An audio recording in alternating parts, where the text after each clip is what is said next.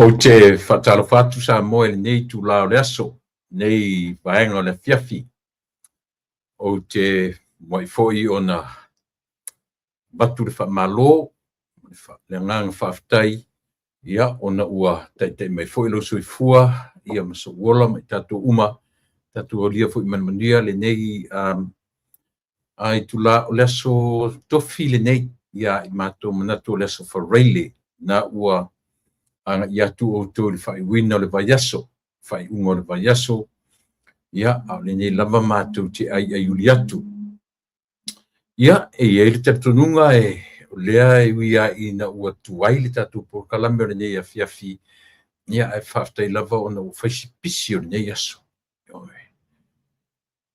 Matau lia fo i le na o le te ore tatu o nanga, te le fo i fe au, fa le ainga, ia ma fe au o lo fe ngai yaso uma o le ola ia pila u fa yesi tuai o le tatou ona ele ngata le na ia sa maro tia foi ia le ne yaso ia me le te fa maru atu sa mo le atunu fa fon ia pe a o le tala fe ngai fu mal temi masani ai ia le tatou por kalame ma le au nanga mas mesifo ia o le so lava e tofa mo le ma por kalame ia ma le fionga ia le ota tui vasingano le mamea ia le lava e whaawau i se teimi i se tūla o mua. Whaftai le tua ua whaifoi on te mai le soifua maleola ia o tātou whetapa i fōi ma tātou whaafsangai. Ioe i le nei aso e ui o leo pongsa mato ne o vai tu whafo ua matua completely dark.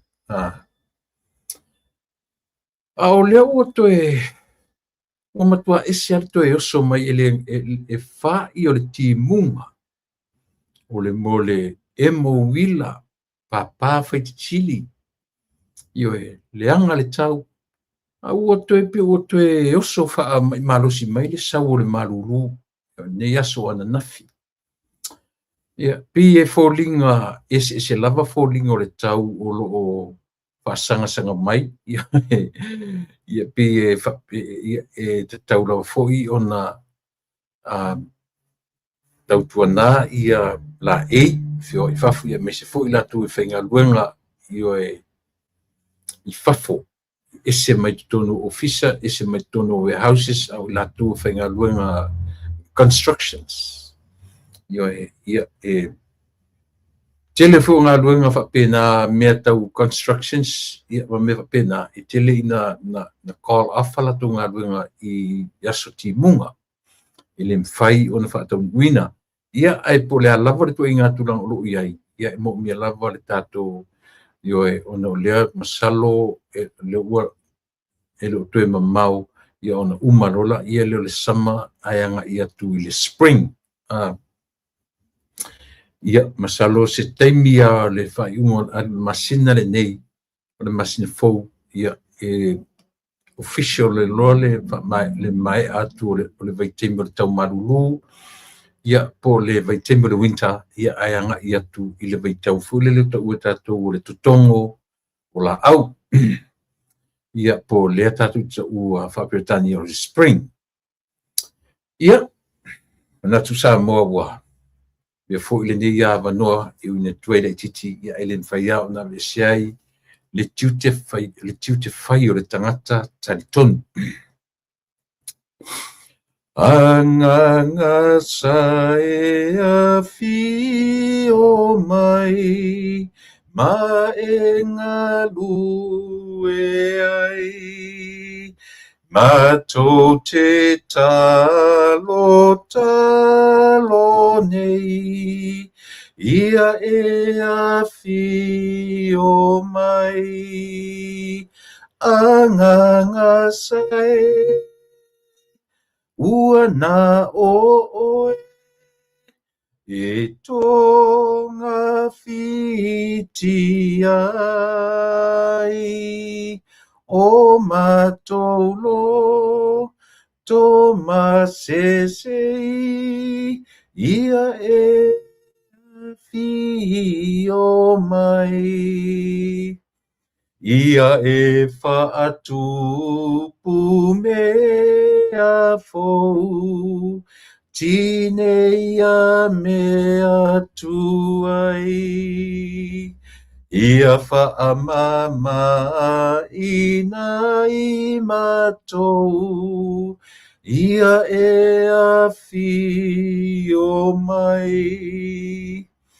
Anganga sai, ana oe, e tonga fiti ai.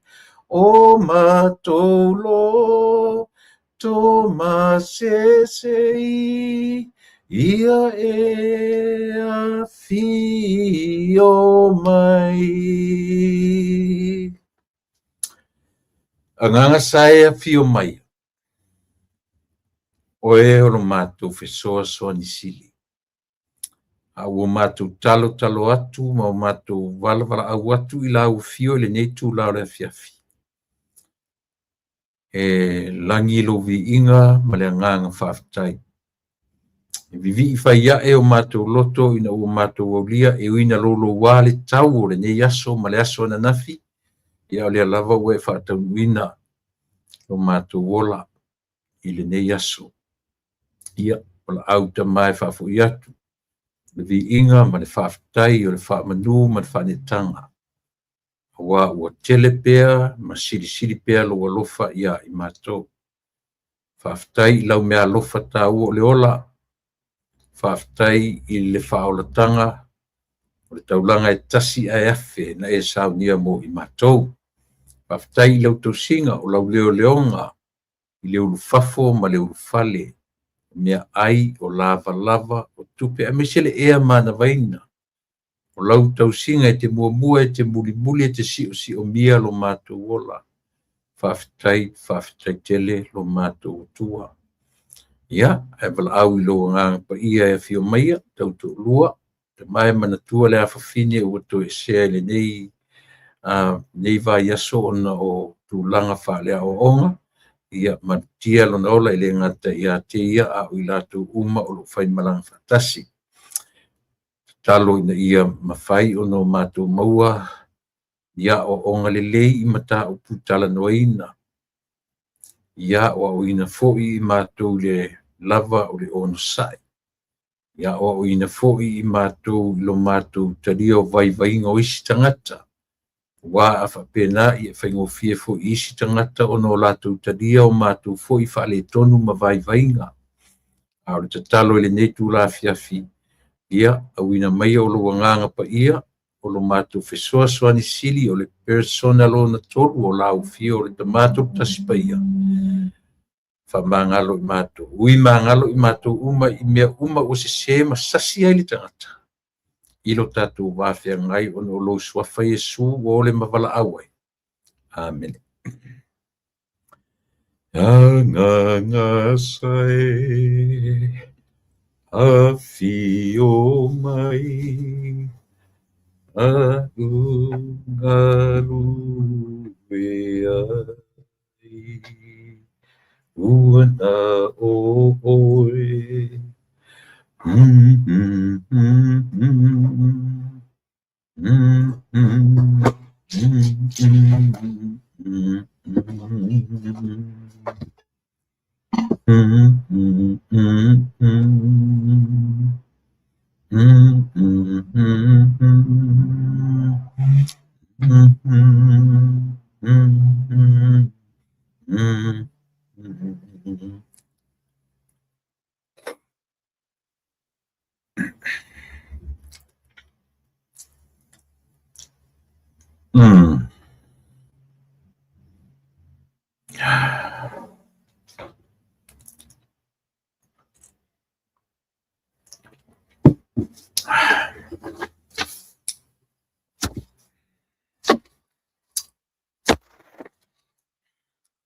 Ua mai a ona averi inga o le atua.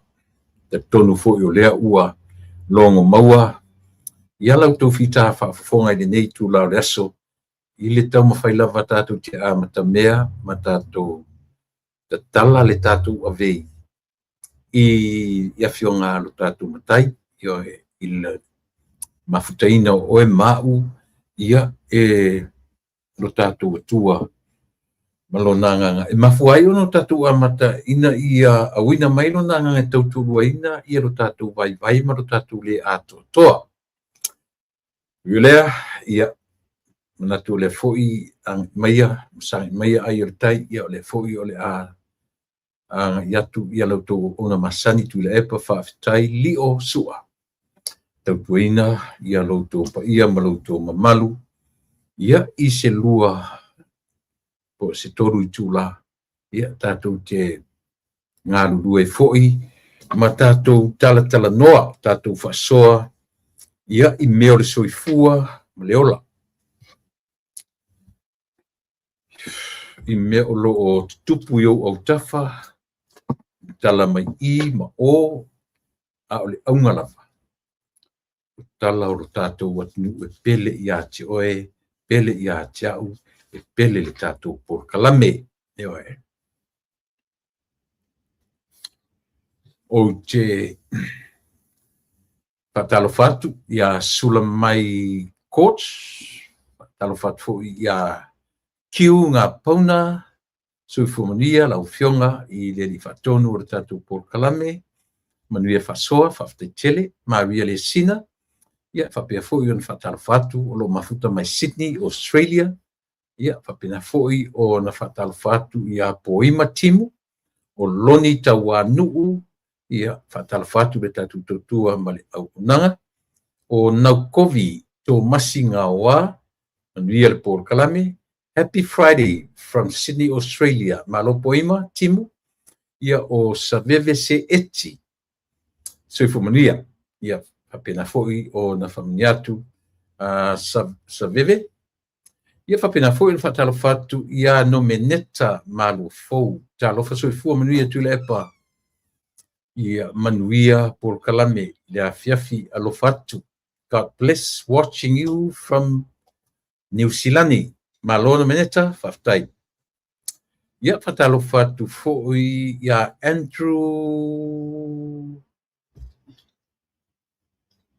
Andrew Watson, o sauna, 8596, soifu manuia tūle epa, por kalame mātango fia manuia whaiva o le aso alo whatu Lordless, ia malo whaftai Andrew, dai le whilo mai, o te wila mai lata ula, oka, si umio le ngoa, te wila, ia o lo whataro whamai, ua 5 minuti te aile tolu pi mō Friday I au ki lani. Ia lea ua te alif leono, te alif tolu tūrai se tātou, whaftai tele, Susana Malui, talo whalau sunga tūle epa, ia whatalo whatfo. Susana, malo le whalau manuia, panga masani, o tunu mafono e lia matai rata, whatalo whatu. Fepuleai Elizabeth Firo. Soifo manuia, malau sunga tūle epa, whaftai manuia lea fiafi, God bless. Manuia fo ilia tua, fale pou, po fale pau Iosefa o papo. Ia, malo lava le on sai fe au mga luenga, ia ua tatua nga I fo I le whai unga o le niva. Ia so ali I o ainga, isa ako.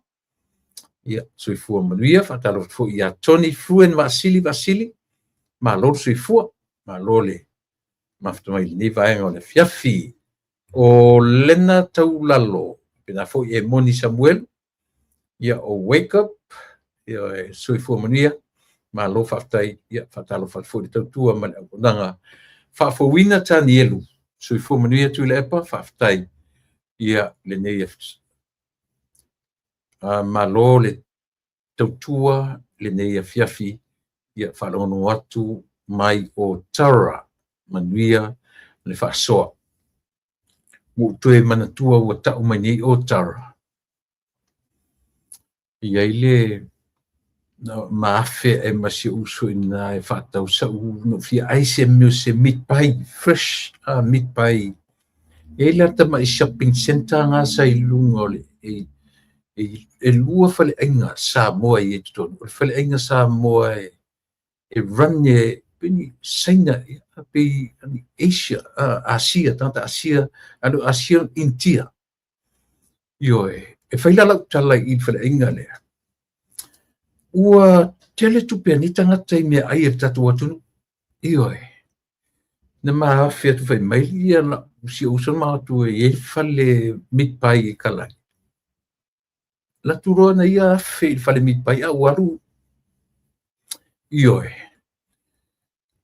o le mela te foi ta tala le fale le intia la me ai sa te lo le auto te lo to le o tawa le ta ma shopping center wa ngalo ia ta u le street e lunga ai la le so ma fale o lo le si foi sa mo fale io in al memali that was Saturday I believe ia pe se stona te tala le fale o intia le ai loka fale samo a te va ai o kani fa tau tangata na tu ia na ma tu le fa tau le ma me ai io tele mana o tika win mana ma ai le ina io tele foi nei tangata na watu ia ma matu filoi io i nai le fale ainga na ai pe wala no fa matala no ta mai o tara ua pe o fa fuina tani ole maonga e va ai le fale sa mo i nai o tara o te lotu ele sa yeah that was Saturday io ai ma fiatu na ma fe o te atala o fiatu i se usun ma sole fatu le tumo fale ainga mea ai sa mo uma o le winga lo tala le popoto tangata ku ka mea ai tatu atu ma tele la to tupe ma talu tele manam ai o so tu tasi lua pe lua e fale lo so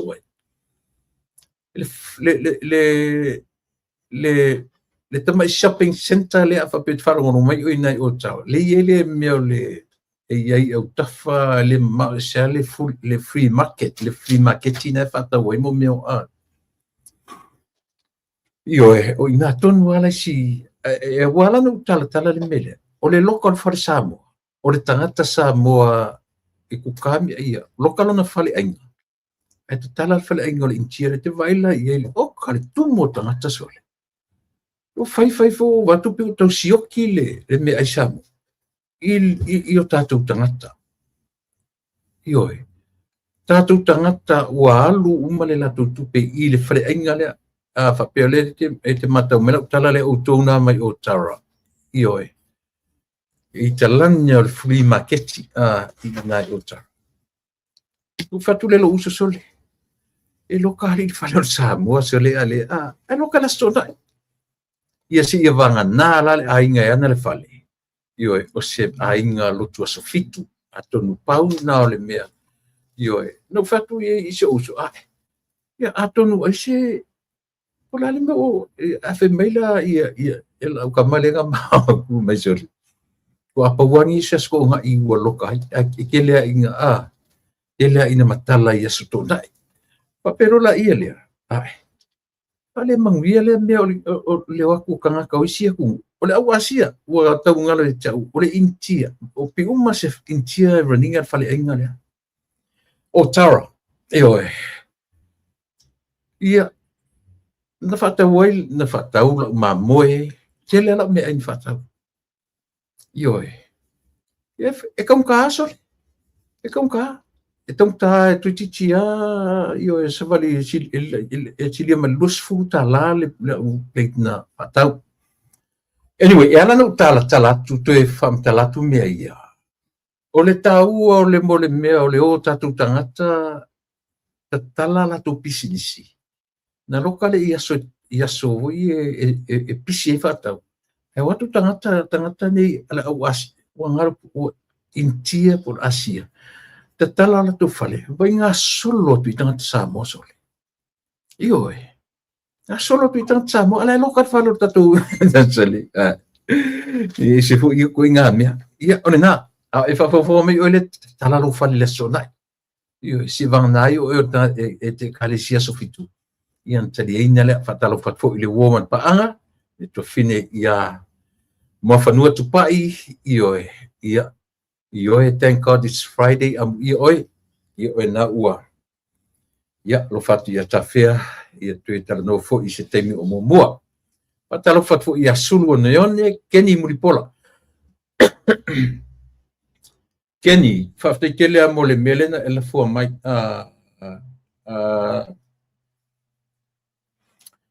Kenny po o le tusi lena la fo mai ni atia o le tusi le fape mai Samoa welcomes removal from the European or the EU tax blacklist. Le la foringa mai i le tusi le te faitau atu iai. O le fono na faia i le aso se furu ma le fitu o Februari i Brussels. O Brussels o yo fea foilia. Pe uma o le taulanga le o ai. O Brussels o yo fea foilia. Brussels. O Rusia. Ioe, oi foi, o Brussels o pio o ai foi se amiga se pio mar taulanga le langa o le te mana tua. O le fasa mole ngole Brussels. O lo uingoa. Ioe. Oi, ngalu ia tau. Ioe, o fasa mole na o le ngole lingoa faftai, pe fasa mole tu le wingo le ngole Brussels. Ioe, Europa. Se vai mea Europa fera. Russia. Ioe, ne ua ngalo te ulingo na. Ki fa manatu mesisi. Belgium. There you go. Belgium. Ngā pere sauma. O lona taulanga la lea le ingoa lea o Brussels. O lona ingoa e whapea o le ingoa ngā o le taulanga le nā o le capital nā o Belgium. Te loa leanga o lo watari matua. Na wha ingoa e lo fata inoa i le ngoa lea Brussels. Ia na fasili atu le i lo fata inoa.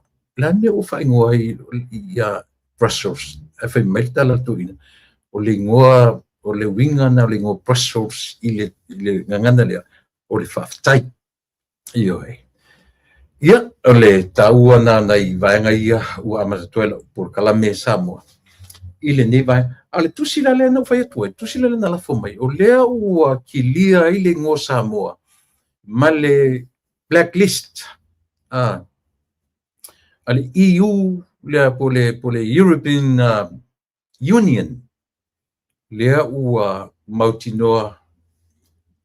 Ia, o le tusi ni i tele tusi moa. Ia, na e fiule me tau au tilo.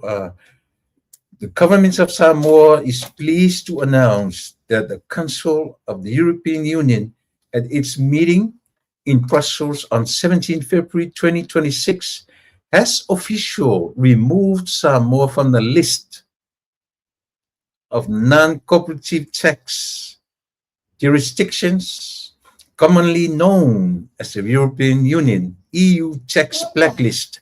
Ya, lavanga, lavana e whamatala tu ia tātou. E tasila le mea tele na tau mawhai i ele tātou whainga malo. Tasila mea tele na tau mawhai i ele tātou whainga malo. Ai kele fu i kala lisi aori. Tele foi talam fai mai manu tangata foi i compagnie fai atu ma le stala i tono Samoa. I se vai me mang i tangata. Ai mana i ala le tutu mai le fionga le li pale mia.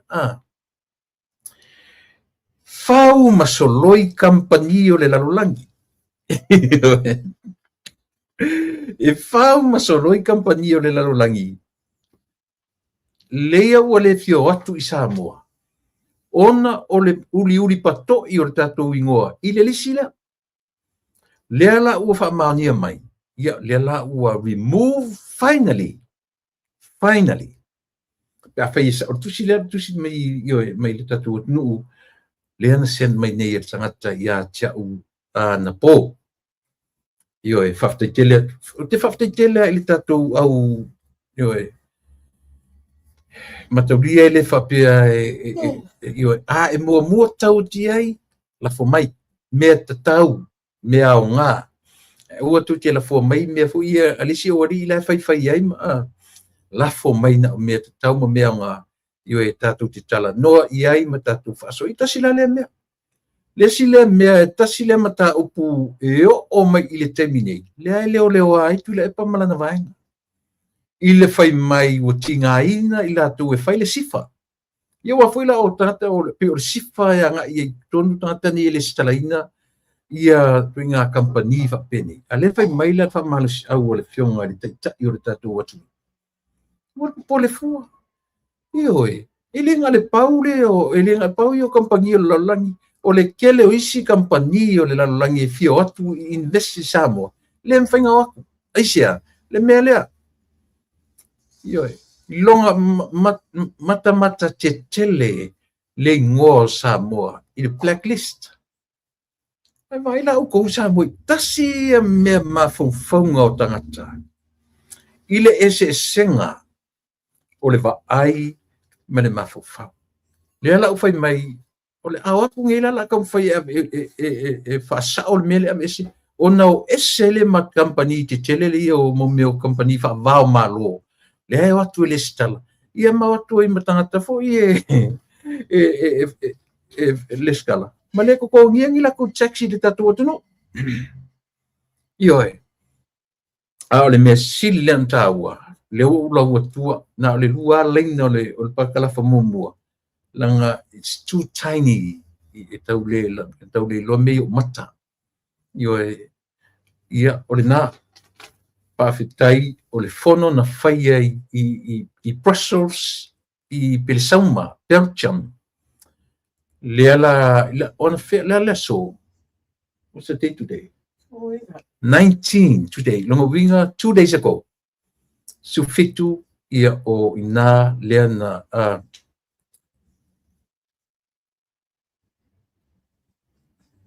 ia le ala fe mai ia siawo talo foso tavita tawanu long time no see ia malo fatai patalo fat fo ia feula motufo ia fatai tele tole pe nei vainga ta ua ia Samoa o fafitai lele 11 na talanoina le melea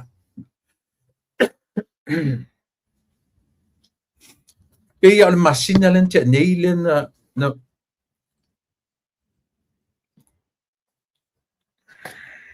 isa ila kau fulu mai mana mea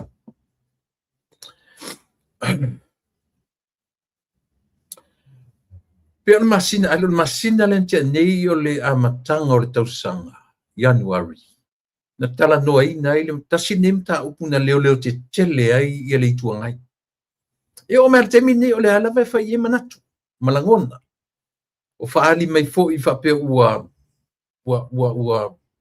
tau faali o toia fa pe mai ua fia popoto le malu fo ua pa tatu ftango fi fa fai ngo fia up io e piu foringa mai o fa fia poto le finga le lipa le mia male fai nga malo io la mai nei la ese nei o company ni o le ma wai tupe le tu o vai la fai mai le lipa le mia o popole ele ngal pau o kele o isi company te tele o le lalolangi ua levo na fio atu i Samoa ai fatala tu o le mele fatala tala le mele o le blacklist ia le la finally removed ia o se tala fia o se tala fia le mo tatou le atu ia o le ala o le to iai tu tonu tatou o le tusi lanu liuli a o tatou iai nei tu tonu o le tusi lanu moana lanu moana e tau pipi ia pe o nei vaenga na Samoa na mata o na tufa tupe fo ia le tatou atunu sole ai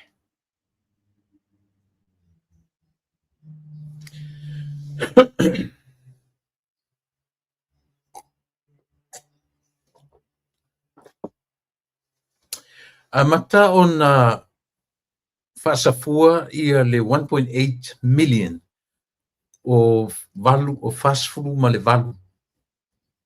Whaasfuru ma le valu. Lea la utoe whaamanino mai. Lea la utoe whaamatuu tupe a le tumalo si umu ma le tumalo anoa ma anu me momua. Lea la toe ala whaasale anga. Lea olo tura i mai ile taimile nei. Olo whaapea lava on whaatapitalu wō. Whaalualuo. Whaafiu-fiu. Ia ma ale me sili ona leangai. E le o le tu malo ato. O uma ona fono nisi vaenga. Uma ale lava e maua tala. E ia ni nai tangata e le toa tele. A toa tele toa toru toa wha. O ila tau ia o lo ta ia ma ta ita ia wha tangata taua le tu malo ato. Ioe. Sila fo.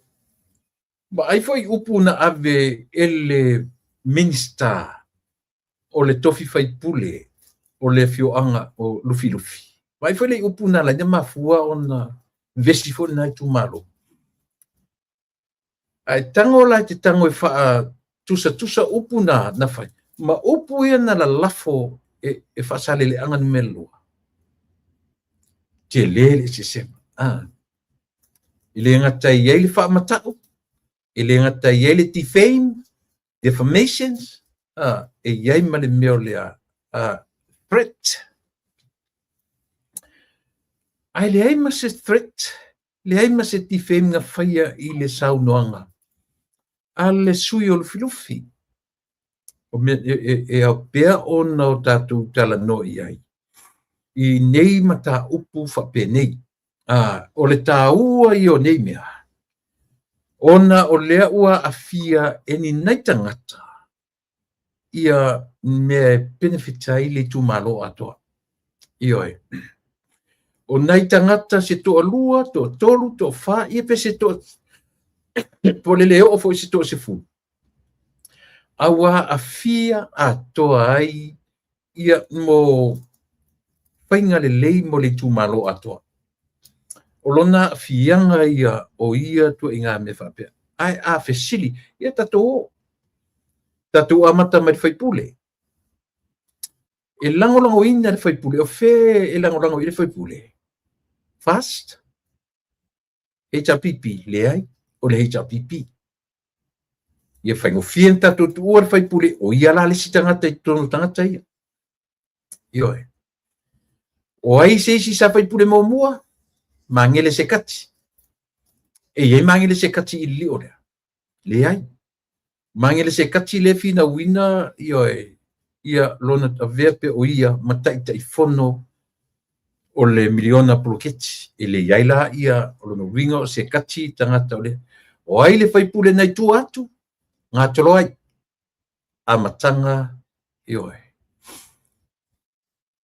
E ono iai tu tonu i tangata ia la tuti le toa la itire. Ioe. E mawhai o na iai. Ioe. O lono winga to rua tangata o ta uto iai. Tatu o i whaipule. Tatu amata whaipule langa uti le loi si matai. Wa e lua, yes. Is one of them. Mangele se kati le ai. Mangele se kati le tuon malo. O re tamaitai o o ile ngole no tau nei atua. Ioe. O lono winga. O le I whaopopola nisi le to o le to lua. These are the two main people I loo mawhauwhau. Au tangata ma te ainga. Ioe. Tangata mātou te tau iai ilo mātou pito whaas lalo malava ma whaasapali. Ioe. O le wingara na o lea o te mawhauwhau. Ona o wa e lua sa mau. E helo na whawhine foi lele e tau la mua mai ai le whaaleanga ina o le whainga malo o ele ngore tene. Sitama I la musimosi ana e. Ia sila fia le tatou atu. o le tamala wa elua lea tula epa e tutusa le tula epa na ma tula epa lea o te tala no atu ai yoe o le tu ainga tasile yai ma a faila o le tu ainga tula epa lea lei o na alu te chile lango ma fa pe ainga ma tula epa sailele. I don't know, I have no idea. Yoe ni tiu ainga o tina au se upu le so ta ile ngoa tula epa o le ia tu samo e tutusa le tula epa au ma le tula epa ta mau vai lua le faipule ioe le na o le te o ngatu ai am tang o le pa ia tula isi tu ai matai lang o te le lo matai ai tau ala o to lua le o ai to lua le o former faipule o le tu malo asa ilila e mafaila no tatu vava ai o faipule i to lua ai sia la upu ia langoina ia le HRPP o lona winga o la ua la ia e ma o te lo fai atu a me o mautino pe na mai se tangata se tala ia te au le ai o te va ai ma o tilo ile ofianga o mea o lona winga o formas fai pule ia o forma fai pule sia tolua o tangata la ia o lea ia afia ai ua tatau o no o le fautuanga le tatou porkalame fasale le anga nu mela lua o loo ta oto le faiunga le lipa le mia i le sao ma le famaoni fe mea le fiunga le lipa le mia ina o tou suru iai i se tou suru sosoani iai fe mea le lipa le mia o mai o e soa le pule lona winga tu te talanoa o le ale tonu o mawhaia no tu whaia le matu te whaatari atu ai a fua la ile tau mena whai o tau le o mai ile me tu te o mai ile malo o lo whaatari atu le malo ia te o tau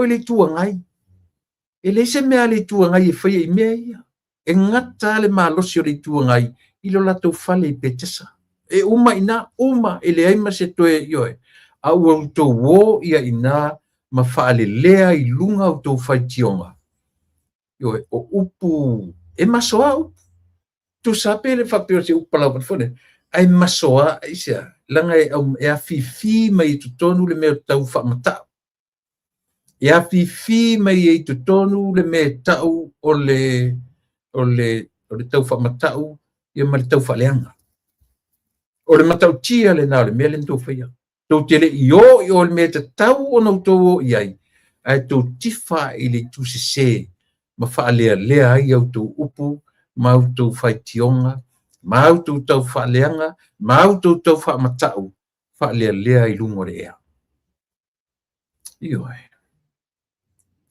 a whaila e toa tā mai le whainga malo sala i le nā a whai e tau fia lau tau benefit lau tau tupe lau tau a watu te toi la fola upu le ni le tutu nao i le na uwa i fu de porkalame tu le epa ma le li fo le ta u porkalame fa pitoa ta sile me na sasa me to tolu le tu le epa si o eli marimoni a o le mama mele te fai atu i samu ua matua ta waso a ma fau ni tangata i se vai le afo i le heading o le lato ole mata upu fa pitoa la me o tu sien lona winga o le tau mai o le mea fa pitoa se i o tau mai a vele tau leo i le lalo langi o lo mai mo mai e fa ai loa i ai o tau loto ua matua uli pato langa lau fai tau atu na o le porkalame fa pitoa o foi le su edunga o le YouTube tu tiro talo le fetuai o le porkalame fa pitoa ioe o le porkalame fa pitoa o mai fa leo ai so la to le fie tele ioe ia atasi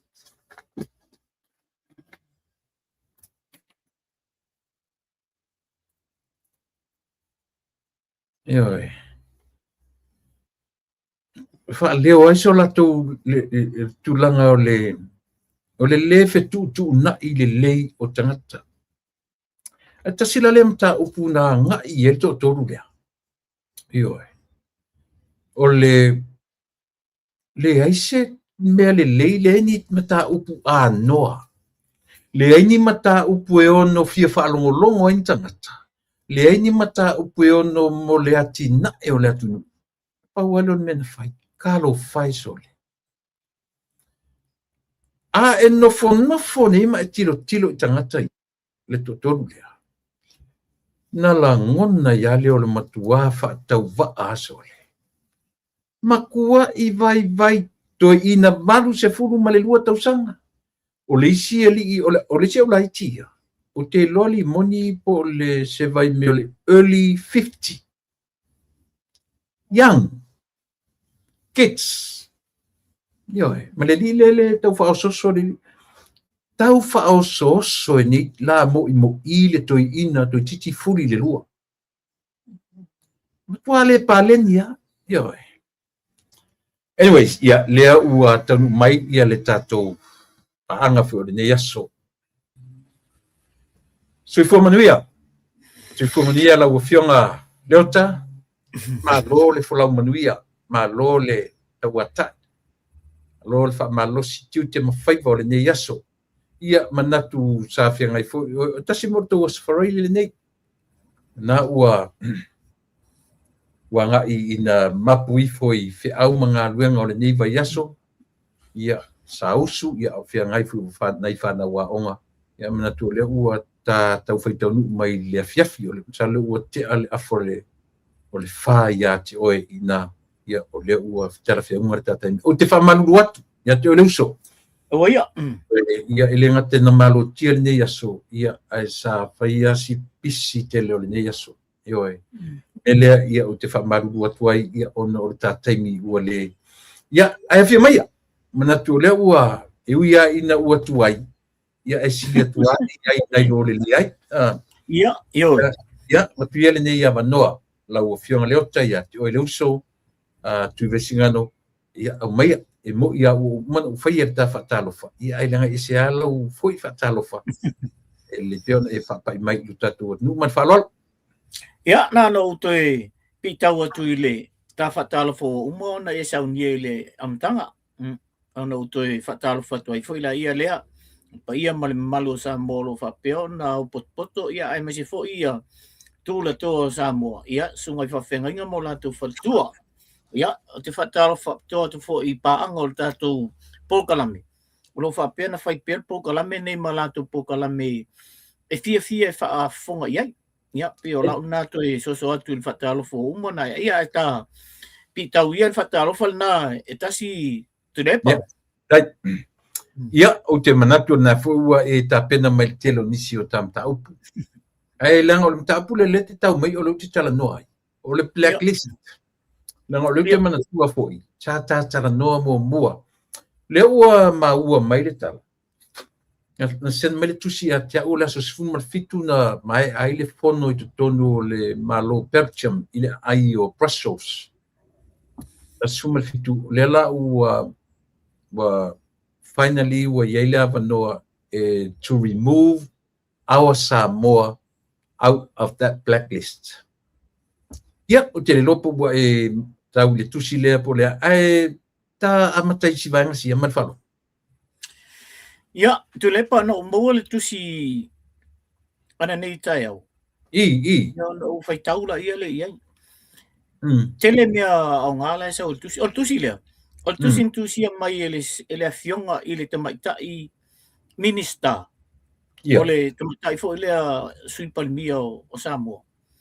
Ona olona official na tau mai ile le tusi le mai o ile EU Ia. Ia ona faina ia le vaenga le o tusi. E fa ai loa mai ia Samoa me o tu. Mele o ye. E la nai me tau o tusi. Na no tango e watu lainga ia tau o tele. Ia, le ngau e faitau lefto faitau nei na le first paragraph lava le no anga ia I momo.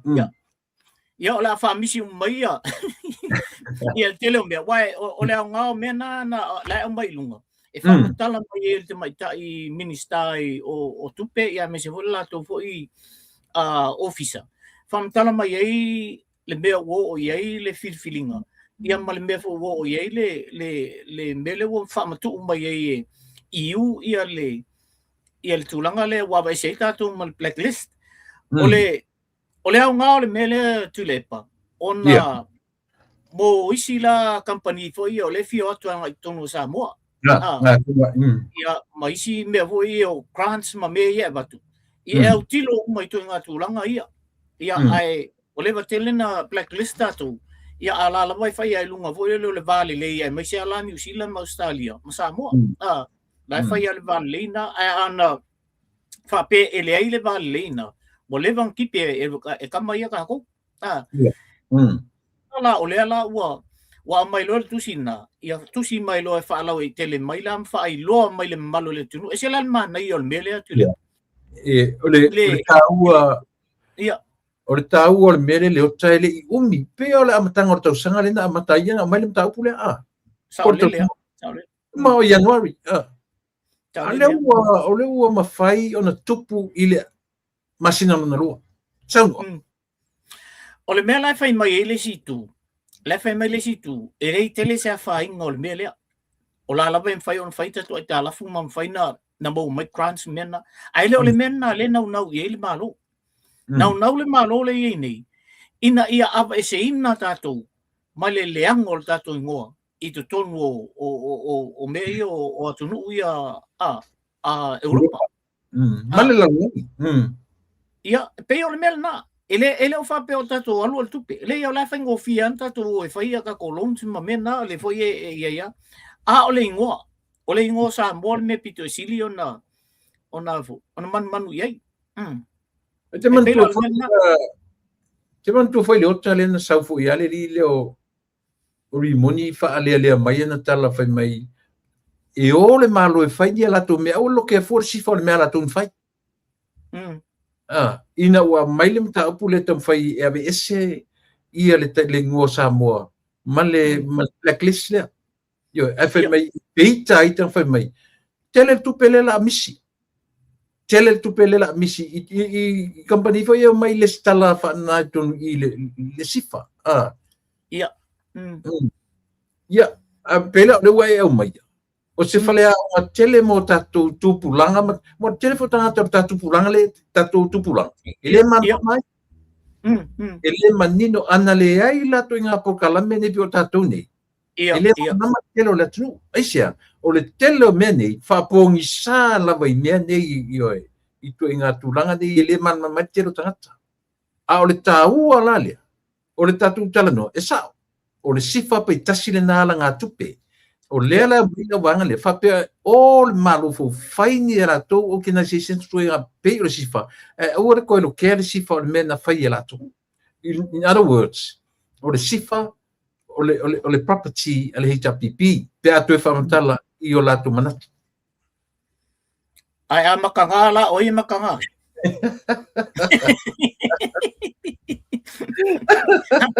O mea nai, o te le te toruewi I ngā kala o oio. Awa a makanga sa mo le makanga le tia pipi. Ia, le ngā. Ia. Ia, kei o le tūlanga na. O le mea tā ua le amai I. Ua ta lia loa ia. E sa moa I lona nganga fia. Ia le mea le ua vese. Ua o le tali le a tātou le ua ave ia. The reform process was carried out through close consultation with domestic stakeholders and sustained engagement with EU counterparts. Samoa has approached this process in good faith. Approaches Samoa in a very good faith with the clear objective of ensuring that its financial services sector continues to operate responsibly and transparently in line with global expectations. In line nakako male maltula fono la faanga yo ye ile lalang while supporting sustainable economic growth. Lenala ole vailenga na le temana oi e tu mai tātou. Ina ia whataua ia tātou le tusi lea. Well, te rere o ngā. Ia, ioi. On sa lole lalo ile fai unga le sa welo lalo. Fapea. This development reinforces confidence in Samoa. Ia vai tasil name. O le ua reinforce el ka ko confidence o le I ko kongai o ka ko ia as a stable and cooperative jurisdiction and opens the door to strengthen engagement with the European Union. Ia. La whakakai ngale la ke o kele kai mea roel tusi. Ana o matua I au mai atoa lava ina le tūlanga le o le whaftaia e tātou o le UN o le EU ina ua whamatu mai tātou wal we se tātou mal blacklist ai even foi la o le o tātou talia ai e foi la tātou foi me tauna whai lumna o le transparency ia ma o le kako responsibility foi la o le kako vai anga I wa on me atoa le mo tax Yeah. Wai foi fatia tenga I mea ia. Ia. Kampani te tele wai ala na alo whanga mai ia te tele tangata. O tangata mau mea to tele tangata. Ia. E le mawhai na tawhi o aise alanga ke le la ko tax. Pio I nei le alo whanga mai ia tunu ne e iaila tato. Mea na leina ia le whaingoai mo meo laundry money. Ia. Yo e tusa leo tu tata mai I lo tato atnu. Ia au le mea lava la lena ia isi company na maua na le stala. Ia ai le I mangaru lua I Samoa. Ma fai ai le pay tax. I lo tato. Tasile na fianga o mea ia. Wa o isi company te telepina na atua le stala. Ia mateu ai le fai ni lato le fatuina ni lato company tono Samoa. Ia. Io so company la fair enough. Pe ale pay tax ulava lato tupele le stala ni fai ona. Au company e atu le stala mangalu lua I Samoa. Ale mau tala le pay tax le ngi tax o ko ia. Io tasile na fianga o mea ia. Saunoa. Ia, pe o le tūlanga na tuile po ta fifia, hoi tai ile tusi leo whalau I loa mai ele whiunga I tamaita I Suipanmia, ia o le minister fo I tupi. Ina ia nofo malamalama I Samoa le meleo I sa o le alau sau noanga len whai mai. Ele I umi ana na ngā lua le vanga lea. Fo na matu I la u. Le tātou fwoi whaftai e ala tu iata ua ia I le vasenga leo o tupi. A hoa tali mai ia le tamaitai minister fo. E whaftai fo ia le tātou fo o tātou uma. O le mana ia o tali na mai. Mani. Mai o tātou uma. Lean tātou whinau. Ina ia wa ese o tātou ingoa male. Ia whai ala na whaisau tala fo le e te mana o awesi. Ia. O le winga ngā o le whamtalanga tamaita. Tātou uma. Ese le very humble approach nga approach ele te mai tai ele to nga mele te mai tai super me yo mana ia se ale la ngona I tala noa mai ele malo o ia te minei pe sau le palemia pe sau o minister ele longo ai tino te falonga tu longo tino mutangi lele ai atala no mai ni le tu le tuanga e fai o le yo ko ulu mai o maunga sole ma yo I upu o tala yo ese makaukia anyway ia le la o manino Samoa I siam tau ia le o ese tatu mat blacklist ia fia la I Samoa au to au tai lunga o mai o tusi o nga fingo do kele ko ile tusi ya atari o la tamari o la wo fo ile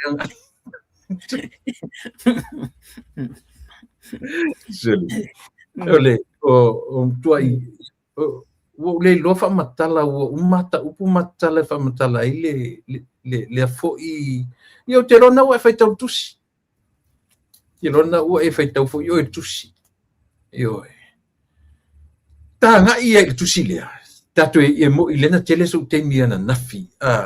Ia se mai so fina ngalo lau fionga le tai tusi. Awa o e ana tonu le wo. O la wo ma mai. Na lua o nga fatasi. Te lopo i o runa mo fau. Yo e. Se i fai so talai. Tato tusi na. Tu le pai a e lei loa lava e tau whaamamlama le tusi al mol meo le tangata whaavalivalia. Lei ola o talsawa, e le toi alo fo i tatu whaamtalanga. O le tūlanga sa awa ia, e sa o le lea lua saunoanga ma tau ilili anafi. E le o sa ku ia le kamakiki alaku whaile me lungai o le ngofol malo il malo. Ile taulang kiles kay me kako kalongoy ngal mo le vale malang kusi. A tu le tu fa solo mene yo o tu sialo ia. Ela kula kusi alo il faila kusi. E au kilo il faila kusi la lor kakale sa ngai. Au kilo kul faila kusi any Dick and Harry can go and ride a little. Nga bakula ele or palmia. Ele e fisini ni il faila kusi. Ai le kaka. Wala nang kulang at kung malo. Wala nang kulang ay o il malo sa mo. O ska ka fay nga malo sa mo. Offer sa wala ka. Koy kapung ya nga ile fa ko. Yo, koy kapung ya nga ile fa ko. Sululo ila lole.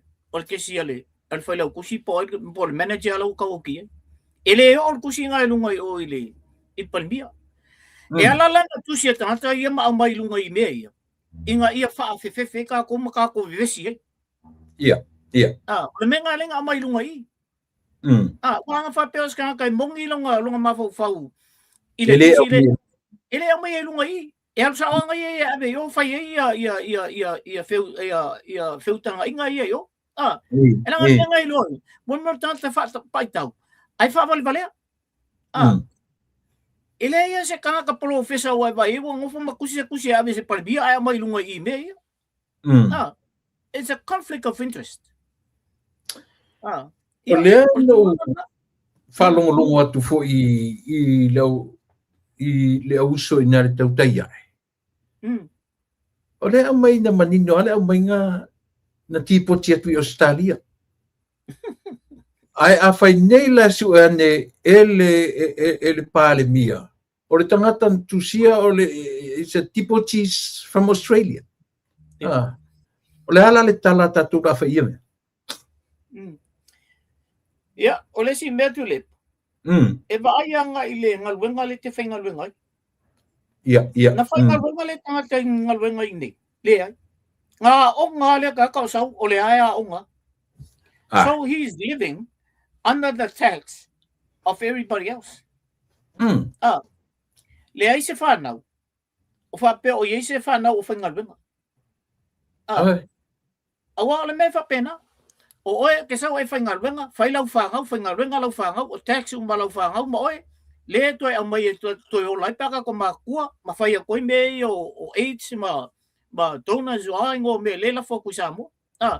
E pe o le whainganau le o le tawalenga nau mea. Ai aku i whala ko nga kakale. Le whaingalwenga. Le ai se tax o kongia. Ale ola ile kupe a tax a iska ka maola o ile e alo a onga. Ie le ai la. E kasi al kala le al palmia wapea.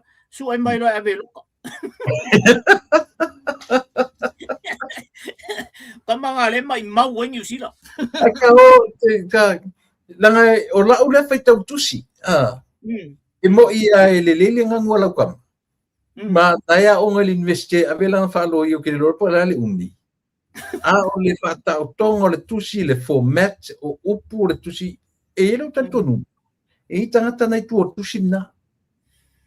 Ila o fai tau watu ma le fata tianga o le tusi ma le yo e maturang fa pena.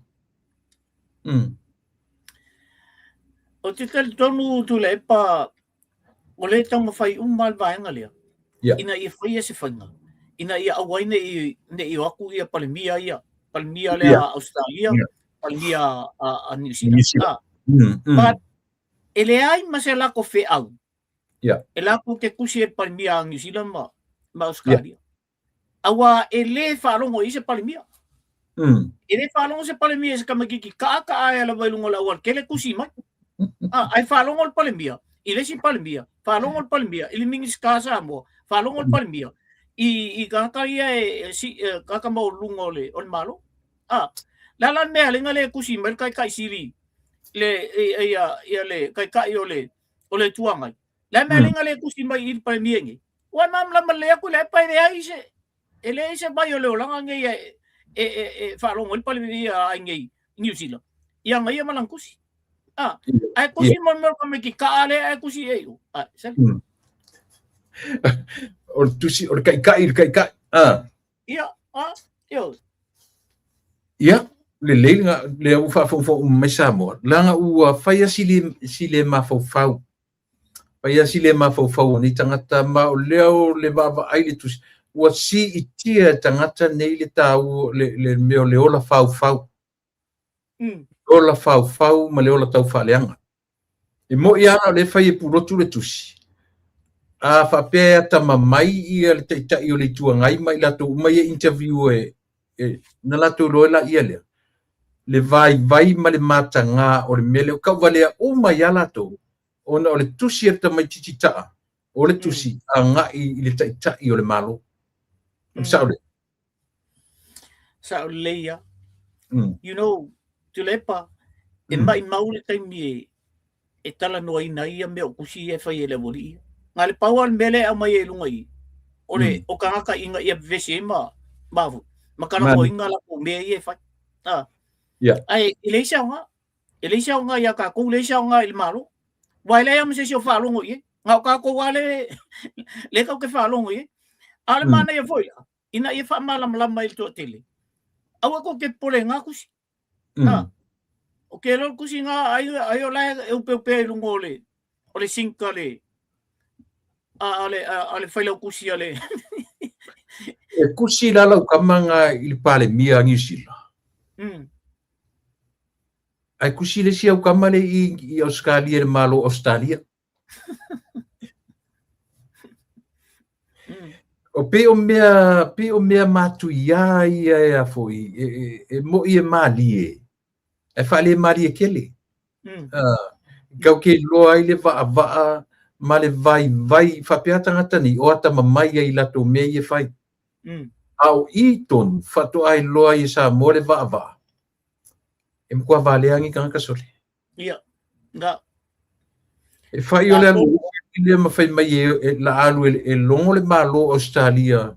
La voi le kau Australia i mei o pingfiki ata. Tupe ia. Centrelink. Ia ngana la fai mai la alu e longo le Centrelink Australia. E tau e tangata i lela o atu le malo sa mo e kolekti tupe o le valili. Ia. Sango. Tule palena tatal noa i le amtanga i le lua vesta loa i le na tatal noa i fo mele le no fa mamatu sa mo o ko ke pole i menga e fai ringa e lo kai le ringa pe alu e fai menga o le to tele o tato tangata matu tua ma tangata o ka ko le o lai o Australia ma ngi sila mai nga fo ya auto kai kolunga luenga ngai ka ma kuai talu no mai tai tolunga luenga pay tax, high tax ia kakangi. O lai fo la ko whangau, whai la ko tax, high tax fo. Ai mon merka makiki fo kwa la ko ngei ia, ai longa ang whaingaru. Wale nga la ko whai whiau. Ai wa fiu e so se ngaluenga, alwi fo lo whai whiau. Lea la ko le kia i whai whiau lea. Au kere lo pe ang whaingaruenga pea, tailo ye, ne te o se. Ko la kamiki le fa kwa la ko ngei ia. Ai la ku fai mai la alu ave ia ka ma ko se alu ave e lo kai o el menga manga wa alu fu la vai ko kongo le privacy ka kangi e nga le malo ai pule ma ka kai e pule ku pe e au mai lo le malo tu pe ya oi pule o la tu pe il me te ave e pa wal me o ke alu fa ka wingi si messe o me la na fa to la tala ele lide o wal fia poco la ke le poco anga e poco e ke le fais fa punga fa penga ele ka kala i kualo mafofau e la ku ngea la ko e fia poko i ka makua makanga nga wa fai me o ka mai ko e makukua e ola penfiki Ai kay ronga fiang alwe nga ka kang ang fengal we nga yesu. Kay kol nga we. Ale o ke la ele me ka o ai mamoe di luta. Tole. La linga la ngabia. Ise pa mamoe ri. Yo masalo ay isang pamamoy. Pol nga fanga mo nga mamoy. Pol nga fanga mo nga mamoy alaw kan mali an. O pe o lingwanga e pile e fali lo tele lo na ngoa. A lingona le te falo mo tua o fa pela. E li pe se fama. Le li pe se fama pe stanga sa faisa na fatoanga. Ai si ya tulo ro wala tarata o yo sa inga ro. Yo wala fo tala tu spa ya folha. I. Den fa yesu ile auso. Fanga fa le ya mamoy. E te ro fa ya. Ia ona liliura ia le. I. Ele me faila nga a fa liula le upunga. Wa fa le ia o tangata nai. Yo le kalesia. I. O le la ya luanga ila lo le kalesia. O mamoy la. O tangata i tono le kalesia. O na winga. E la se skama i mamoy nga fa le kong koi.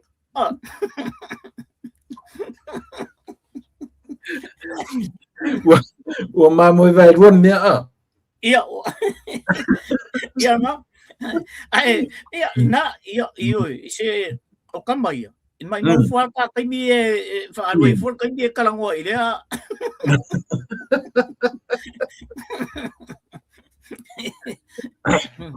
ia vai ke o ke lilo e se mea ora te falongo tua pi o le ngore na ai na ta pa ia o nga tutu le issue se fe la ori ia Alu le si le pare dia sila a sau le si le Centrelink Australia. A tasi lona fa moe le pere tau le mele. Tasi le fa moe. O tangata ia e tuora ori ia. O tangata mai le la mai ele tatu langa foi o tangata ia le fa tala noera ori i la le tio. Ia. Io e tau la ori ia. Ang fapea ko sila ko kala. Me ko kilo mai o ko kyo fa nga me o fa so ma ko mo kyo fa ia. Ia. Wa me mong ya le o fa so twist tangata. Nga ka fe ko ya le fai. E o ngua mari ko ma fa po sa on mele la o fai. E sa o le ya tu lepa. O le foi no fa lo foi o fa pe o complain le li o le alwe. E fai sanga tu si fo le ave oi te ave leo pe ave fia ina ia tau fia ile mele o le fai atu tangata o le ai mamoy oi ia o le mena no mo mai fo ia i wa o kaku elin kala moi au kala o le ka falungo ye Yoi. ia ala on tan no ia o fa kulo e il ka kala nga merkal o fa a fa pela ka o fi ai mamoy ia ka kosu i lai so fango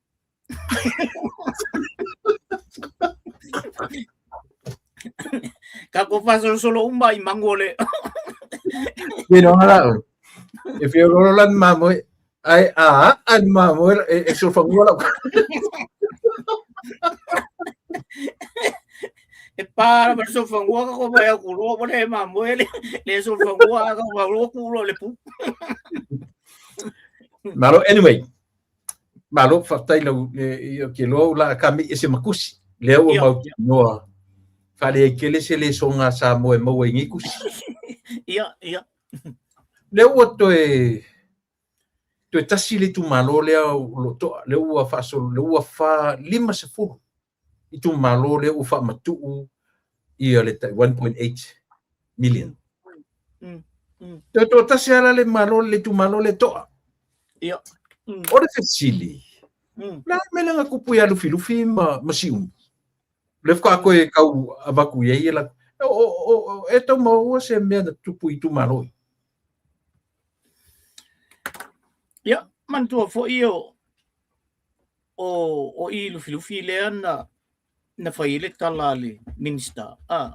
Ya, ai nga ngai makai yang o mai pingil lako mele. Ale la wa ta vale ato ai la vale le tu malo. Ia o mana ia la mea. Ua wawenga react ia o i lufi. Ia. Le o whalongongo atu ave ia whaasalanga i le awari ia. Oh. Le awari ia ngā ko kengia le. Mingiska. Le mingiska. Oh, okay. Okay. Koe ka pei whala ko mea ua.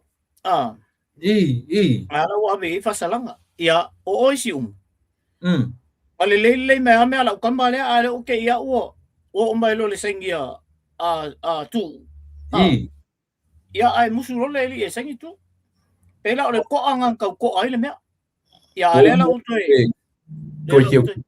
Ole mea la ke fia kai tu le poi le men. Ai mi se fa le anga lu.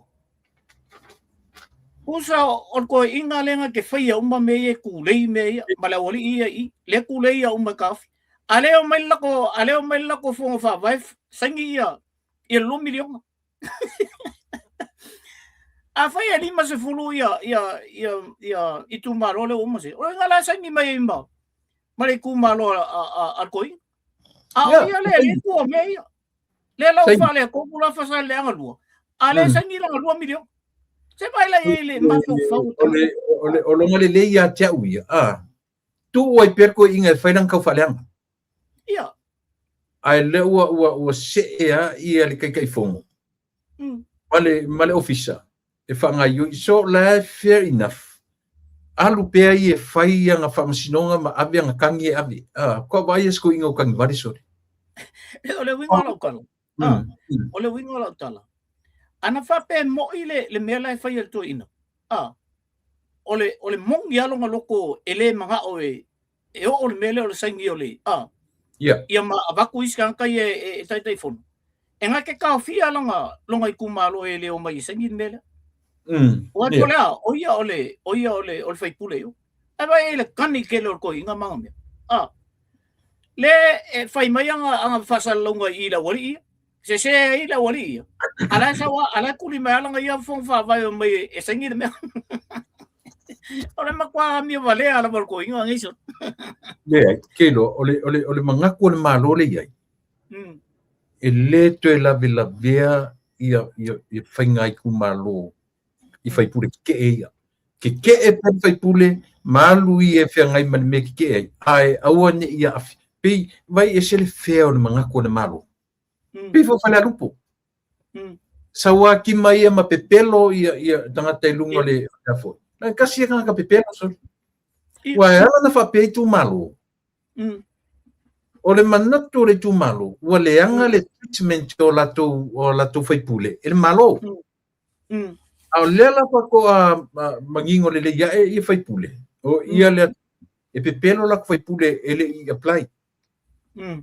Mea la wala I na whapel mga ko le malo, ok. Ku ua I pela le wanga I e mai whai la ko whinga o vale le iai. Ai o mai wala ua iai, mea la ka wale iai o kai fongo.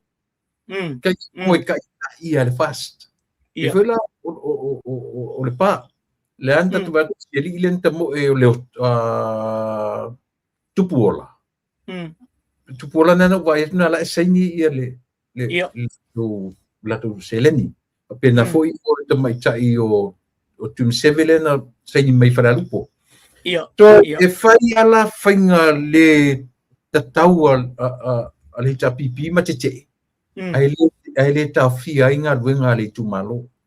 O le nikle nao o afoi, o mafau faunga o le malo o lo ienye. Awani a vea le whapeo le va ma le HPP, ma le te o tangata ia, e tau fia I whamanuianga.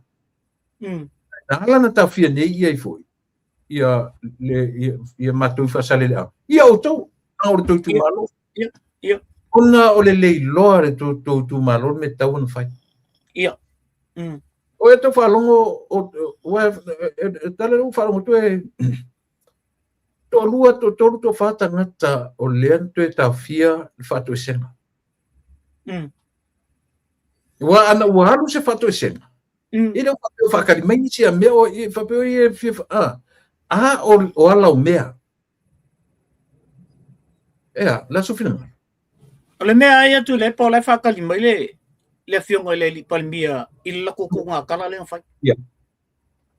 e o aku lo pe fa ko ese po le ala ba ai au aku mo sui la ko mafau e ko sau ia se kakia ia woma mana ia o lai fa tali le fionga le lipan dia a le me le fai le ai fongo ana ori fongo ka fongo ka o le mena te on fa fonga mai ia tato nu le i ivan vai fai e to fina ngana mali o le tau tu unga lai fa tali mai pan mia e le fa pe o sesi kule o lai alu ku unga le fa ko pan mia ko ke mai ko ke ai ko fa ali mai o ile HPP o lai tu ava no ala mo temi nei le fionga le pan mia se ko fo ia kula ori e ko fa se la ko kana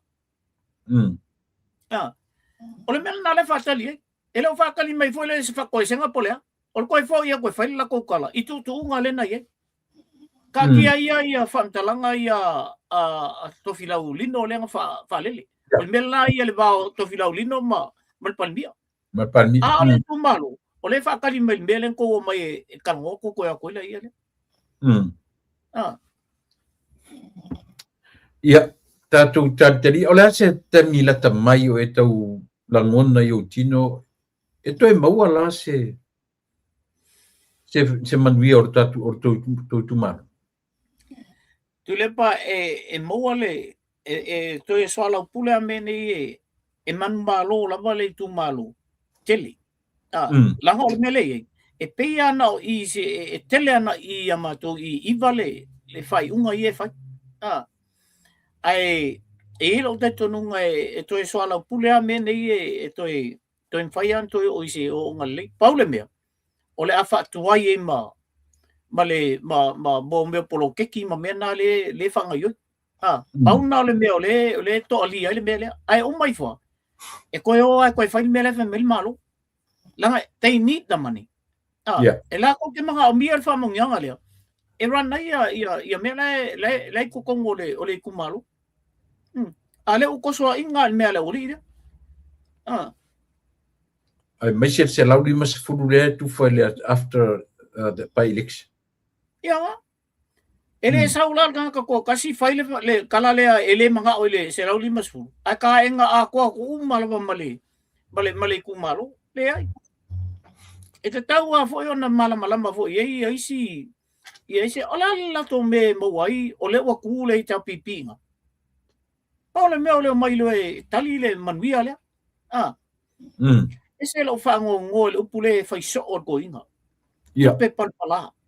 tu pe pala e alo kala fai mai ele kali yangan ku pe pala o fele sa wole mele o tu pe pala le o nga hoi el malo ku pe ya mai la ia le ku fai ka o fesini na tona siri por me nga hoi el malo ku pe ya mai le ku fai ka kala le eling fai kala le ku pe pala ele wa uma fa ka kia uma le budget yan malo le la ye tu pe o le tuina ua maua me fulele ua lē malōlō lele mafaufau i se auala mafai ai ona toe pa'i le sa o le HRPP i fa'atautei o le malo o le mena o le o finauina le tuaina i le taimi lenei tatalanoa i le tasi piliona manai ai o le aumaga le fioga le li'i palemia tasi piliona tala tupe Australia maua i lalo le polokalame lea o galuega fa'amaitaimi tasi piliona le tupe Australia maua i o te le lopo la piliota ae na o le 20% e vaevae ia tunu uma i o le Pasifika le e involve e include ma Samoa i totonu o le 20% lea peila o le ufaitau atu ia Samoa te rope na Samoa u fai tau atu e le taitai la tarwhiangai le tupe le maua i polokalame lea ma le tupe le au mai Australia le 20% lea e le na o Samoa o le 20% le vai uma ia tunu le o tu ila tu suia le a tu la e mo ia o le maua i tupe le ai le o taitai tarwhiangai o le la fape o le fatari mai le fionga le li palemia fai malanga atu o le sui o le minista o le vai fafo Australia le tau nu temi o le vai asu pon masin fo e fia tanoina la taupule tala no mele me foi la leina mafua fai mai le whainga malo temine tau tu i titia le anga i fafo o ai mai se lava o le au tala vau o le au ngā rue whatoanga o le au ngā rue ele le la tele no i o ai la le ini se ngarue ina ia prokete tato na sufina tu le paule o tu langa lava i le pokalambe lea e tupe vave ia ai le fetau i le totongi la totongi ta matine matata male rate le o ai tanta ni ia to nei mon ai atu mai foi la i le fa i le mele fa malo le malo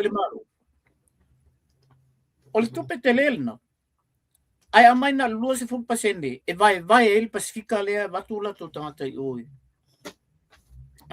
o le makua i le fekau i lava i le malo ia o le mea tonu ana le ntam fai le avu le malo le nei e to ta ofi ai se koi fai le tio langa tio le ngai e ping ia la wali le amai ia tanta nei ngaluenga fa mai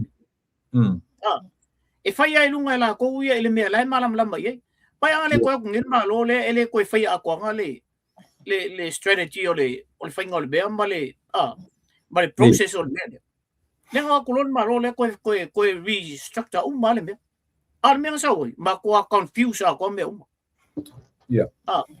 sa wal ka kala ko ia mai langa ia vai nga ia nga wale le nga vai o ka kala vai fi e ka kale ka ia ka nga o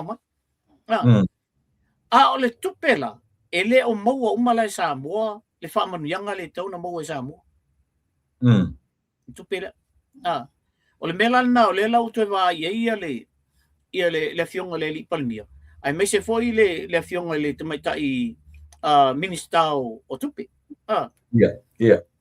ese le mana ia foi o le tong finga va le au tilo mai tamai mene e lango mengi e kawa ka ko ska mai mea ai lang kele ka ko ngaule ngawai ua leva ona fa poli unir tato watunu ele finga malo le HPP ma me umani ia mana tua le mele o ngaluenga fa vai teni o le lava PPC ai fono toe malato ma fe mei o le mena initiate le ai la to tele o le porkalame ai atunu ia na vatu le Pacifica atoa le se na faia ele HPP le pe ona manino ia oni fa se ina fa longo sa mola le fai mai lato o le porkalame na create ele HPP i matunu ia le ai sa mo fa fonle o ngalunga fa vai tembe porkalame New Zealand Australia na vatu le Pacifica ia tu uma le Pacifica ele i fa pena na faia mai ese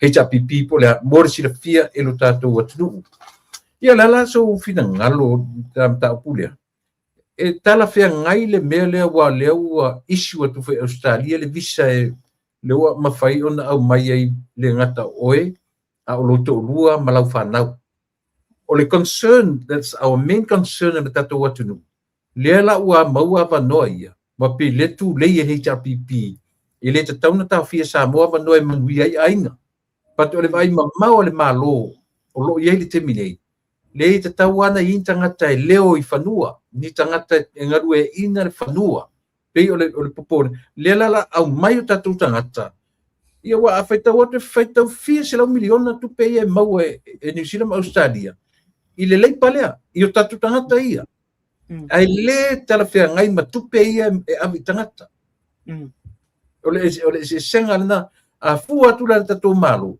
a no fora tangata e ngarue inga le lau ele ma tele atu lan tu pe maua dai lo le benefiti e Australia ma New Zealand e fa le o yo pe o mela le fi na mai le HPP ku kanga kayo tu tangata e o sa ili manuia ai fa mai le fasi le ai sui foi numero tangata ai rotate le sita usanga o isi o mais pe fa pena ai o le o isi le visa le Australia e non fa au pe o le mena lo fa polina e plato no la sofina tu le pa vese la tupe Yeah. Ai tau tilo le mea lenga mai kanga I fafo. Mea lenga ngau ia tunu ne mai tanga. A vese tu pe au kau gili. O le mea lenga mai tanga. E mai develop ia tunu ne. O le mea lenga ngau ia le palmia ma le fionga le palmia ma le malola ini. Develop Samoa. E sila la e tu le pa e il tanga faali mai lana tupe mo le aso I o. Ma le tupe no na mo I o ile mele na alu fainga luenga. Tolu se lau vai aso I o. Ai kolu se lau le aso I anga whakoanga ia le whakau. Ta si le aso. Ai mo lang kolu se lau I. Vai aso I o. Angal kolu se lau. O le whatus tu sanga na tangatal na I o. Kasi le aso I. Ai mo a faila e lima aso e failang whakaunga kalole. Ia, whakele le ile ko. 3,515. That is 1,500 for 5 days. Ala ngo foi o. A kia le ia le whangua. Koe o foi ngai elang I whangua. O I rai atu nu nei fafu. Ele ngatanga e sao developer ko ngai fafu. Ko kongi le tax. Ko kongi ia mei o fali. E kupe me o. E ke moe a. E alu whaila o ngalunga. E pule a o e kai me kelo e whainga lunga. Pule fo e kai me. E ke malolo. Pe o tunga tulanga na. Awa e se la tupe ka komavo faule mea le. Ngau ko ngunge a mai kako. O le developing o le. Le taimin nei. Ua umal taimin na. Na nau e tātou e o mai. E sa ili manuia. O sa ili la manuia tātou. O le develop fo inga o ako ngungi. Ma manuia e makakumka ko ainga. Kaimingi. O kaunga develop Samoa. Right. O leo koe fo ia ngai Samoa. Lau o kako ako. Koe develop Samoa. Wafo e le kau keilo. Ang kako mai aingi. Inga ia kau mawhai ako ainga. E kau si e lunga ainga. Kaimingi. O lau ea kako ainga yo. Lala me koe ngau e koe o mai. Mana ia. La waya ainga. Ai na ia ainga na. O le tau mawhai atu tātou ia na a mai mua. Kau mwhai aka ko ainga yo. Fau fale. Kako mai ngā lulu e koru ia ngā luenga, lua ngā luenga, ongo le tātou nau. E awe I Samoa. So se Samoa ang sau ngā wai kaimi ai ko whikau I. E sau wafai mai. So, o foi la for kupe kau mwhai ma ko ainga. You know, wa umara kaimi ngā tulepa. Kaimi ngi. O leo wa ipolo keki e yo. Kalo po ito la iyo Samoa. E leila se ako ngu piko sili ngā kau ngō fie me ai. Kau ngō fie mea. Pea o ngiri kaimi e wifo mai lunga ia itu maro ia 5 sutasi. So it's about time for us to develop Samoa. Mana ia. Aftai leo manino manaisi vaenga leo pa I tata no meia. O le taimi o tatau ona va ai Samoa fa paleni. Fa paleni tangata malanga tangata abi fafo tangata no nofo. Inga rue ina ma develop le tunu. Manai tele vaenga leo. Leo o tolopo le whamasinonga. Ai te sila fia foi la ona nei le na fai ia nga I valo anga le. Ale tolu foi le. Le lopo ina e vai ni valo anga. Na o ana po o valo anga muda no falo ona po. Malele o le o au mai le tolopo ina o le whamasinonga. E o matu le to mai ngol valo anga na po. Le lopo ele atu se rusu minute ai le malo I fafole a fo. O tolopo whamasinonga. So fina ngalo.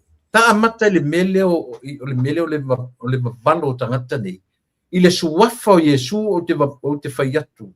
E loka la uli. Le sola.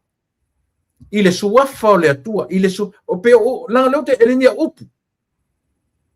Elenia upu le te whatua le ota. O upu a le wari ia. I le suafa manu malo le atua. O le suafa o le God's Almighty malea e loka le pale mia. I le aso rosfu. Vai le sola. Al whaalua ile na na fail ia baloanga ia la so finangalo ia mea E la wa ia ngo e fai asa kangi. Ngo fai asa kangi. O maton matu fa malolo ma ili. Sa fo Yesu. Ai po ia sa kangi. O ko foi le se ori. O ko foi fa aku. O ma ko fa malolo ma. Ai ko kule Yesu e o ile. E o ko fe ile. E ma fai fo esa kangi nga fai nga me. Paule me fa no noi. Ole a mama sa ni ele upulea. Ole finangalo le tua. O fai mai le tua. Nga kongwa. Ile sua fo Yesu o ki kau ko ako ia mama. Wa maku ku kele kangi.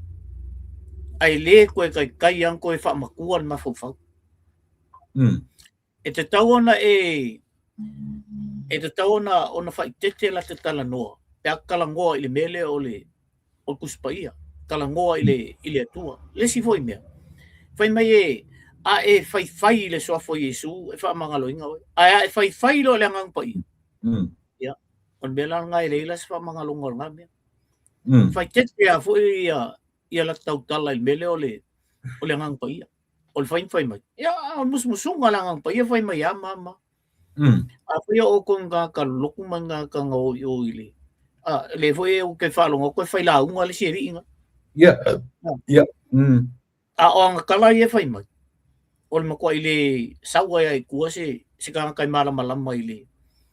Ile itus pa ia malam ile. Ia Yesu Kristo malang faulta.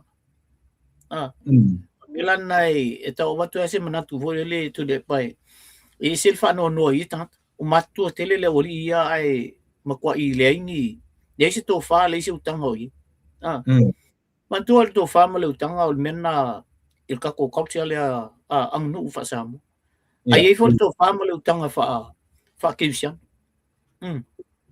to fa ma le fa utang na fa kisian le fa kisian no lo ma fa ile meta o ne tanoi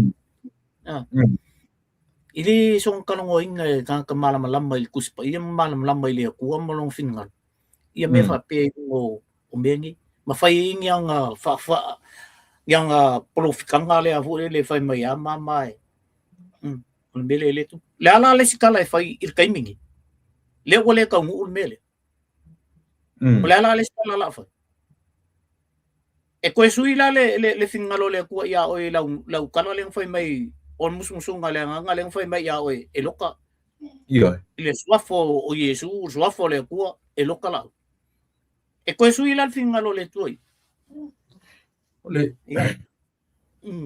me foi le uta e se fa fingo o kanga e so le pe o le lo ke ka ilo ia so le o le se maka u ia tanga pe o me anoa ia ila to le fa nga o le swafo le tu ai fai tu ai pepelo fai tu ai sis ai fai ya ka kia la vaenga le to le utolo no corpo o le mea il kolopo kongwa ile so luas fu mafitu o le pai election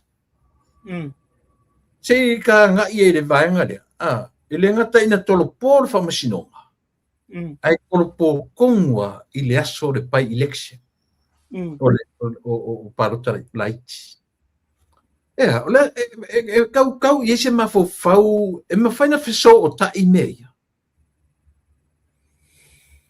ele ia o aso ia le au koli pa e si le kun mama lambo au koli il ka kai sao le il fam singonga mal ka kai lok wailo le ya kamale aso le aso le anga ol fam sing e lo kai oi ia male aso le il fam sing ele lo kai oi e fesili mai lo kambanga ia oi ola la so le la welo ai fe ko le so fuga po le so lua straight la vai kambanga ia ka ai o fala sa ungi ke runga kwa yo ai asa o le coffee male so falili ai ia o fialu le from singwa lo ingu sang pi ya wala ki oi but come back to this thing tule.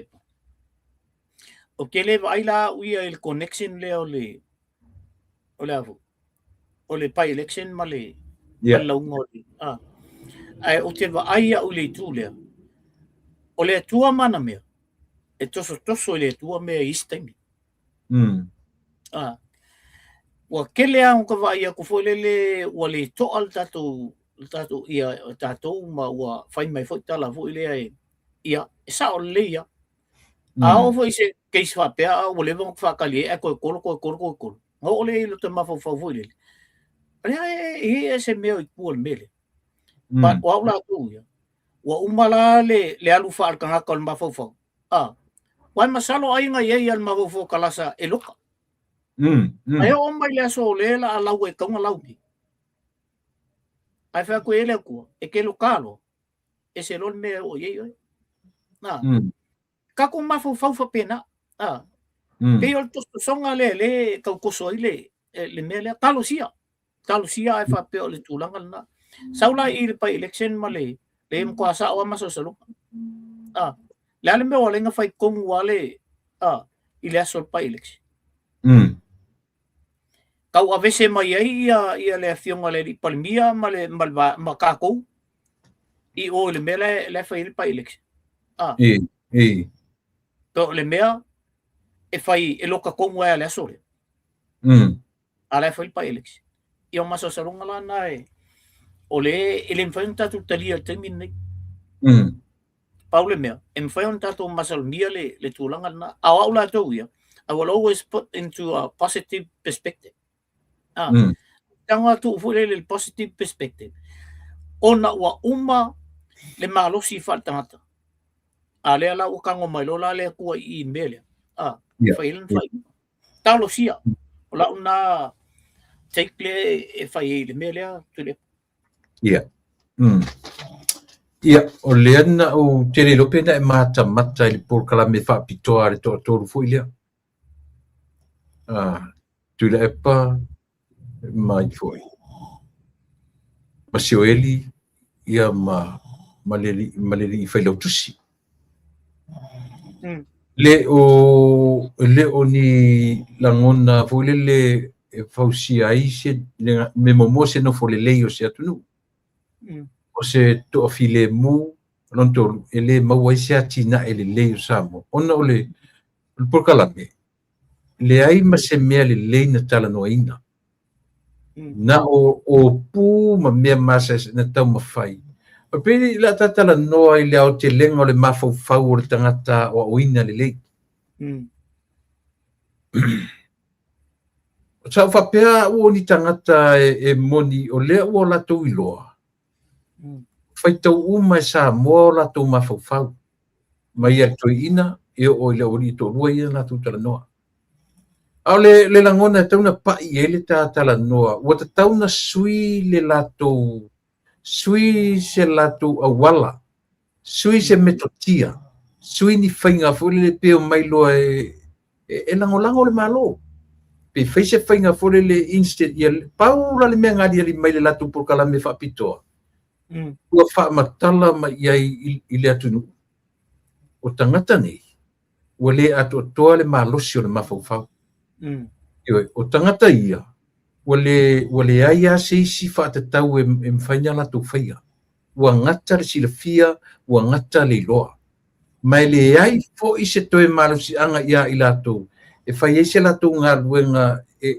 taumafai e motivate ai se malo mo se atina e lelei o ni o tangata e mai foi la tata mita te talanoa i meo ta'upu talanoa i e matau fa'aleaga na fai fale mau e foi se lumana i lelei o le ta'upu o kalame aina o le tava ai le ao te lenga o le mafaufau fa'a le mafaufau ta'aloga ai o ta'aloga o le mafaufau o fea fai ai mafaufau o le tagata ua leva na fai mai totonu o le palemene o tagata ua leva na i totonu ua pi o le latou lava le tauroto o lo tauroto i aso uma matou lo mea matou ua leva na i totonu mea ia le ase tafautuaga na tali oi oto le latou polokalame fa'apitoa aua le mea tau i ai le tatalanoa se toe oa e toe to e rebuild le mafofau o tamai. To e tu na I awale le mawina. Faise me e mawaise ai ale malo. To te ngadu e fatasi e more development to sapo. Na sufina ngadu. Be momo. Matua ile ai a se nganga alofa le tua o ye ita. Na o mea ta lepe lava le atunu ule o mai. O le ale mea o ngā le atunu ue maua I le whaiti o le o mai. O au la ia. O te vaaila le au whaalongolongo ma le au whaitau. Ka kou le whaalongolongo ma le au whaitau. Pe ke kalikongu ia I mele au mai. Pele ai. O le ale mea o ngā alu a inga maua I mele whai mai le o vangal. E ise mea o ngā. E ise mea o ngā ale kumalo maua. E ise mea o ngā asamo maua. O I nā lai whai le o whai. Yeah. Ai ia ua ia I koe ngā kaka whapea. Mea la le leo tau whatau wa ainai. Le mea le poto le awa uina. E sau maltikui. Ai vai lunga I.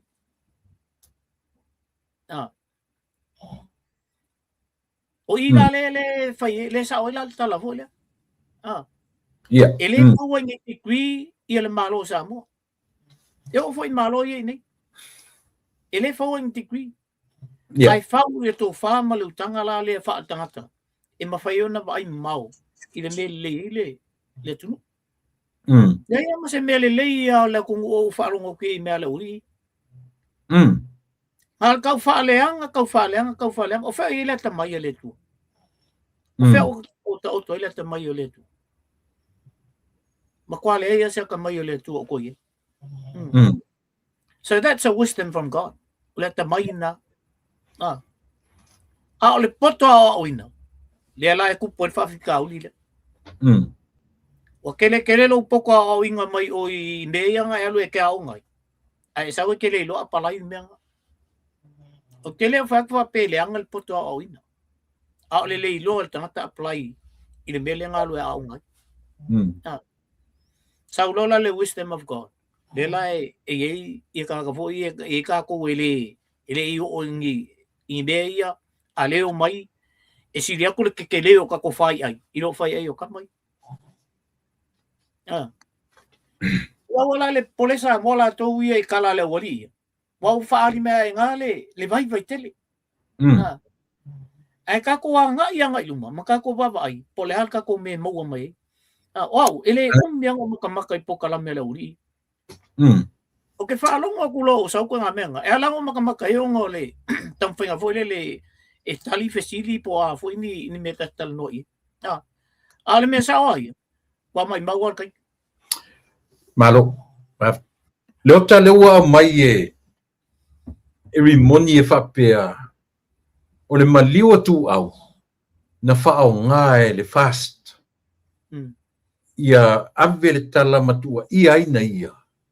Ina ia lo lofa mai sa moa uma lo whainga palota leo tu lai whai mai na limoni le to e pisa loa mana fionga le li pale mia male malo I le maliwa tu au. Le winga le tala whaao ngā le malo le maliwa tu au e malo le palota le na umat nei.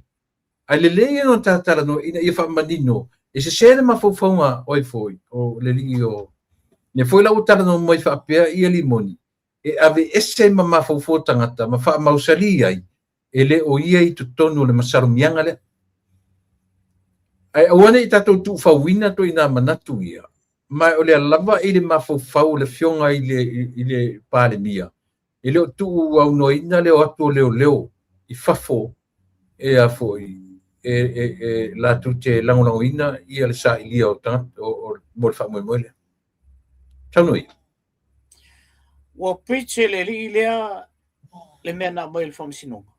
Ia wane I toi talnoina ia le mele se umale ia keise si e whai. Ai te longo fia wo iei le mea ua tupule il mawhauwhau tangata. Mongo foi ma mai whapel mele.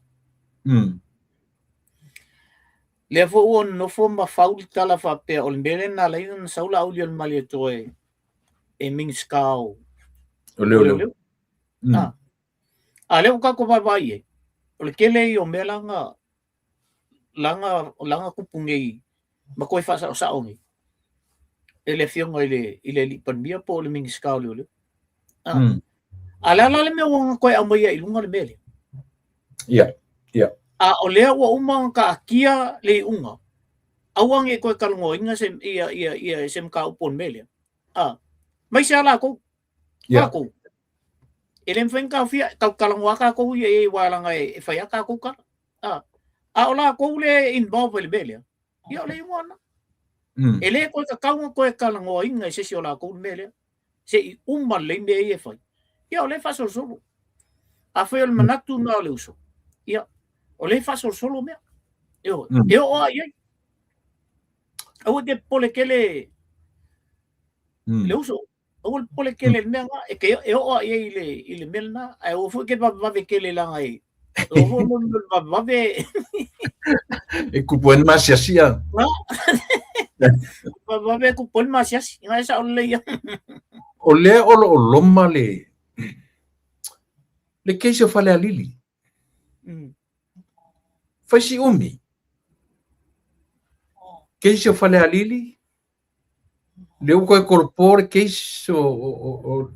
o leo ma le afionga lili pare mia ma le si ma le lima le maua ma se komesina o leo pe o mea i an tatu vava e o leva ka maua pe o leva a pe o le tau feturi fatasia me i e tonu na fatupu ma faufaunga te vava ai lenga o le famsinonga le fale ali sa tona maua se tali ia January pua i tala tunga mai amtanga sa wai lava fa pena foi la ia sa ilinga komsina leo fa pena foi e famsinonga le na mata na tu me maua ia January tolo mai lava ko e koro vai asonen ke ngei le ko koro vai sfo le aisa o la sa sila la fa ngei me uma touch uma ni o passo le kau ke kilo ma kau kem fe fa so ka ime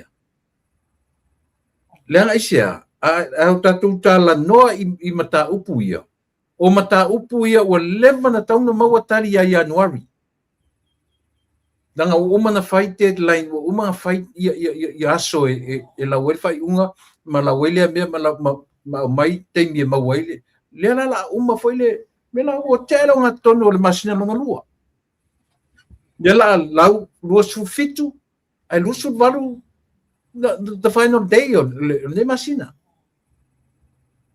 ai le lele tata no foi le fatu pu manatu le va ai ma sei tau connect i totso passo le te bava ai isso noi e pe ya ole le foi le na sa no mo foi le si foi tata no nga tu le po o inkia ma ka poi o te tonwo o mene o falfamsino e fono ale au famsino ma lo ie fai tua tole o le mele fai le potu famsino o ila le tawalu i se manatu o le la e fetau i kau poema inkia i mele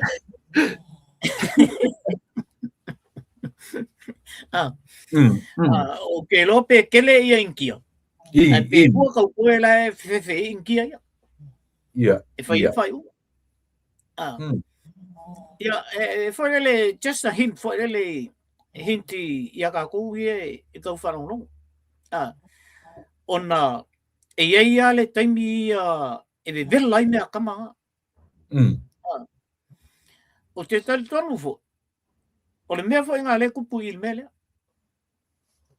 e o mai ia kau poe peko luanga i inga ai pingi mai kia ia peko wha peko lima le ko i lesi ku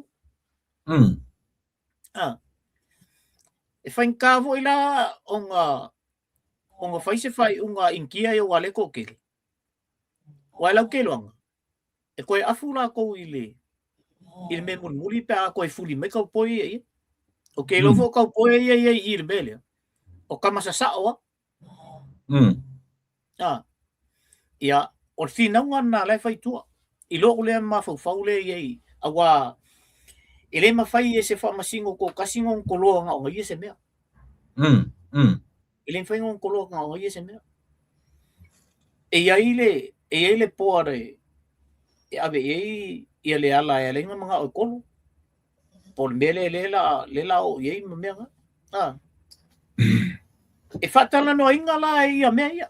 Ele fa pe e avu. I lo le malama ia. Lo le malama ia. Awa ke le cases fo ia e va tai e interpret ku inga mea.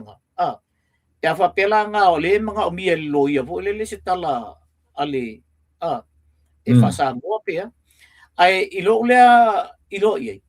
E ia kai me o e ka mga pingi la ko tau inga ku. Man. On sa ila I se tulanga vole leo o yele mea ai sa ta ko ke masalo mia umangi me o koso ku mea Mane sa o farongo longo na poia fontoe mana por kalame pe o mea umai então fai te tai ai ala wa ai mana farongo longo ai le meo he was very confident ilana talanoa na po. E tasi ale main concern ale li. O lana concern o le lo yesili. Fai mai le fa matalanga ale li. E lenta tu tala no mei e te va ai yo e. Fai mai le tala ale li. Pau ale me puro tu le te popole ai. Le main concern ma tu le ai. Awa asau nei le lata no mai le so mo nei a latu nei fa masinonga tae au ai le fa maonia le fa maonia morianga o le fionga le li pale mia wingo uma o le popolenga e tasi ale avanoa o le apili a o le apili lana le prosecutor a leo o le power ma le foi te man mai o le anga o le power le prosecutor a leo o le official lo isili o le lato fa no nga la le ai fai mai le tala le fontoi o le fa no nga la la tu le ai a sau nei le fa masinonga ai le fa maunia ia ai mana o le apili ele ai se marsi anga le prosecutor leo e fesili le official lo isili fai mai la tata a o le lo isili o le lo ia la uri o tatu vai la tatu ia mea ia la felava sa I fa pia ai le leipio no fetu le ota o le taua io mea ia fai fale onga ia tatu fale onga uma ia mea fa no lo mai foi sa mo tatu te va ai fai mai la tala le e confidence nga ia I le fai unga nei la le o le tonu ia ilo na tarturunga ia tatu tartaria taeao o le fanga na tala io e fesili mai lole li na fesili a fa fela pe io pau wara me popole ai ia le tatu vanga ina ne I fai mai le fa masinonga e le fa maunia morianga ai toi a patu le prosecutor ise afu ise me tau apili ele langa le marsi anga o le prosecutor le sau ile afu ile official lo isili ia pe e taua na mea ia e fai watura la fisili fa pea le a sau sila e te masani foi tonu potu fa masino mana te tau malama tami te ukalasa e masani na la tu malua tala no la sau tau fa moi sau tau va ai I so le la pila ta fisili ngia o tala ngona mai le 1 to 10 le alu fa moi la lo hope mo fa masino ile vai sufu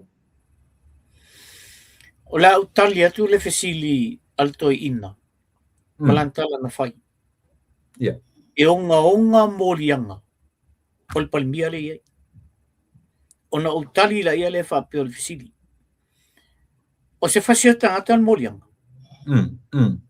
onga na ele ai o se tau pule e fai se mea leanga e la vea ile start Ele ai. So sa umalawa yung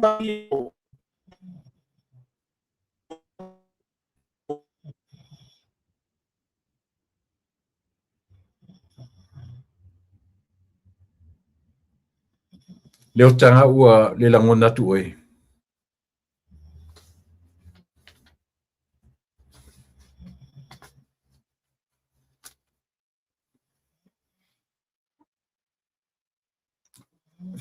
Leo ta.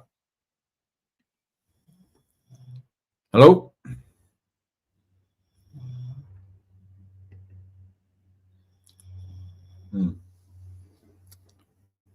Ia. Ono sai mai pei malava ua pe ia le pei ma ua fale tonu ma le internet ale. E mana ia nei fesili e langa e tā ua mea ia sa moa ua manga ia ile le tatu tala noa. Tā ua tele le tatu wawa ai. Ona o le tūlanga o lea ua le o tō loa le whamasino ngā sa tapena mo le so.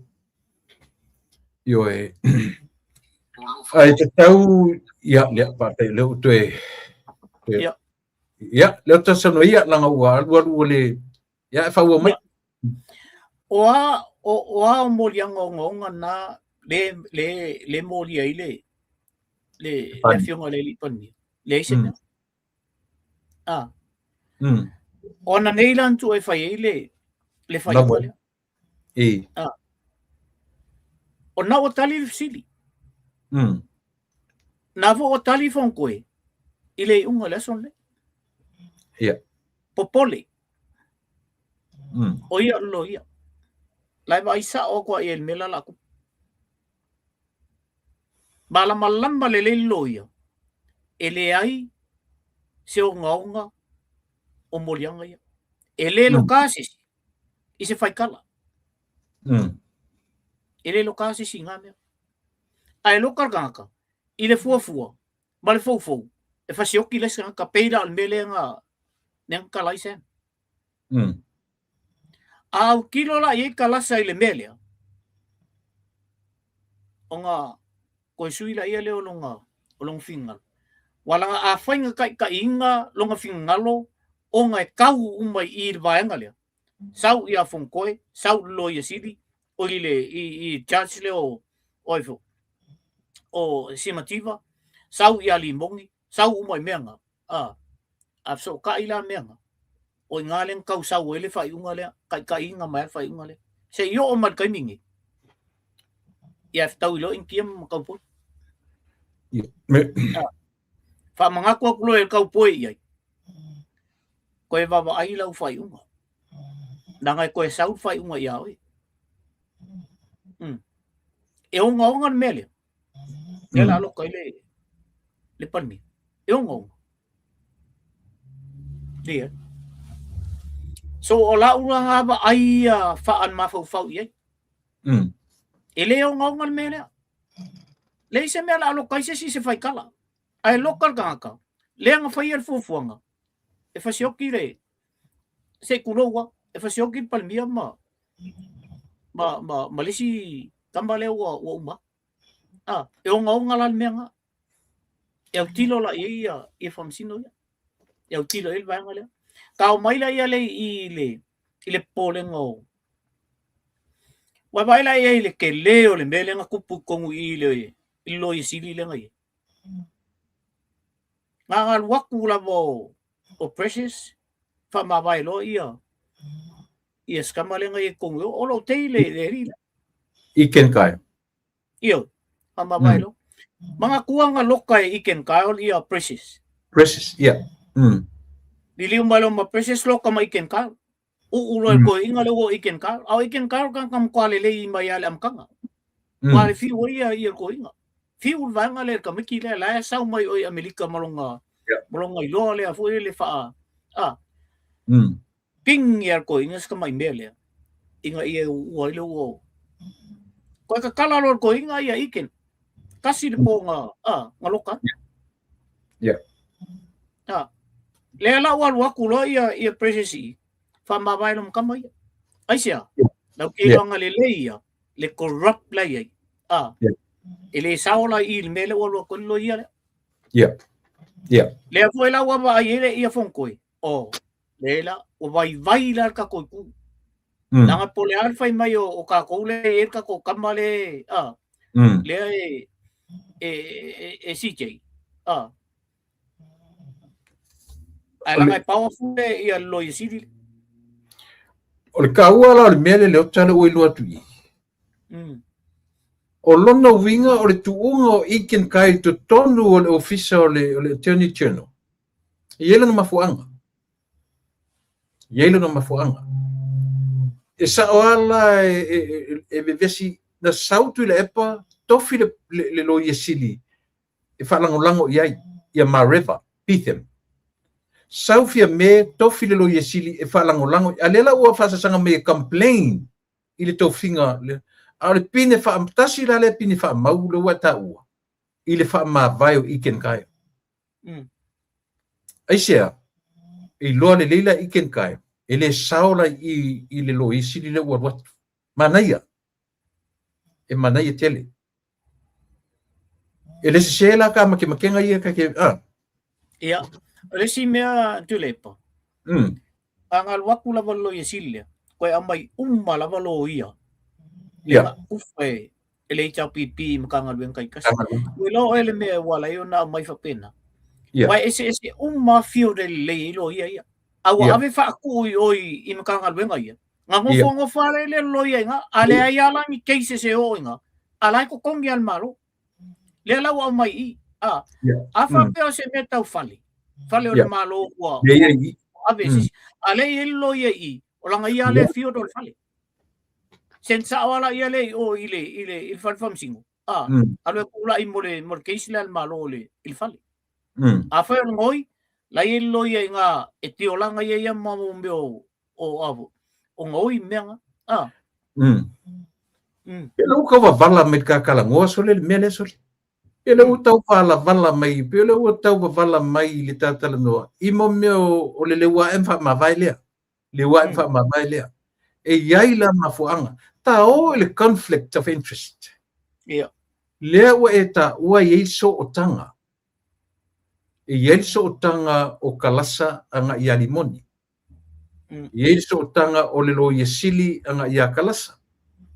Iai le so tanga o so tanga me o kakalango iai ai pe fa le longa le so tanga mo meo tama mateni tu ai o aonga o skopa uma vanga i e ma fai fo lanka ko kilo iai le mele yo le ngata so tanga toto tino ma ano a so tanga I me nei o aonga te lele fianga al fesili kele ale ota a fai o leva na tu yatu le tu nu matatu tala no atu tatu por kalame nei sila ne le conflict of interest o ta tau on a remove kalasa o le lava la sang sa fai o fe como la sulu ele tu ye ko ngame ye le fa ko nga kolo ye le famsino lava le tasi le wa se ma le famsino fo le ko kolo ya november ale sa fa I mele le ase tala ta o mele o tele mana oe e liki fa fose fa mtalanga fo le anga na tu o to sta mai mele ya o le toe no fo yo le o tene le procesi I le e ve ma ba lo ia le al malo that makes a lot of difference ile ba ai la wali ye o in a minute they can't make a move because she's a very smart woman e koe fa mangakua e kengele la wali e fa mangakua ye kun kai kasi ko kengele vai olang me mo mua le fai o koe au mai u molo ia e fai ka nga ia o ia o posa le wanga e la lo ia la ye o le mana keisle e ulang akuri e kengele se lo ia elo ku ai on mela ele ma fai langa pe pelo lo ia le la alu Langa lai malama le precious. O ia kongo le luan mele. Yeah. O le mela na. O la una tala le nga fai aku. Kako ongo sai. E se foi fai ngale aku o ia mea. Te fasa ora utala. Langa no falo longo mo mata le facial expression ale ligio fontoia po. Ia. Pa I mai lo sili. No vai to na le ele fifi. Ai le fifi alalia na te tua ia le pale mia. Pai ta ua foi mai le conflict of interest le mele. O le loia al fast o le loia tu audi ale uto e mai fai mai la le li o le conflict of interest. Ale foi la ta tu fai atu. Te tau lana remove kalasa I le mele au ele fa pe pese to le atu. O le fesili ai sala me waru ese ai ia ma le fam sinonga le to le ko ko ia november. Ai sa fa I pe I mele. Ia pe ona I mafaufauga o nai talutalonga ona o leu toe tolo o tatu faamasinoga pe ona mena o tele se tataimi ia au manatu le toe tasiala mataupu le e te fiatalanoʻi ai ona tuatulolo leʻi mataupu e finagalo I ai o le mataupu o le mea o le mataupu o le o le a foʻi o le one government grant ia one government crunch le fui fai tio ma le fifia vanga ia le abe ese mo komiti a onga pa manino le pionga ile li pare mia pe le o le atu sa o I me o onga a ekalesia ma me o foi o onga tuma oti la atu sa o I o lato lima o onga ia lo ma onga tuma oti ia a onga uma le malo ia o le pule a onga ma le fon favai ia le asila na me o le ni vai le tu ngai ma fai mai o mai le plan fire fast sui a tol mele ma la tu fai mai ale fai mai le ai le ta fia le one government grant o lo ia ta le grant le mo le ia o ese o sulan fainga e lo koe ku langa lela wa maua tu fa pele fiona le lipare mia o komiti o anga in fai le ta pipi kasi ka ai pe tasi tanga ta su e pe ku o onga o komiti o onga lela wa mele ma kipi sa o komiti a wo ko fai su nga ku pe a o umane malo o sa o le pule a onga e nga lu fa tasi male fit male fono fa io da sofina ese le manai o le pokalame le u fa ngasulu sa o le lea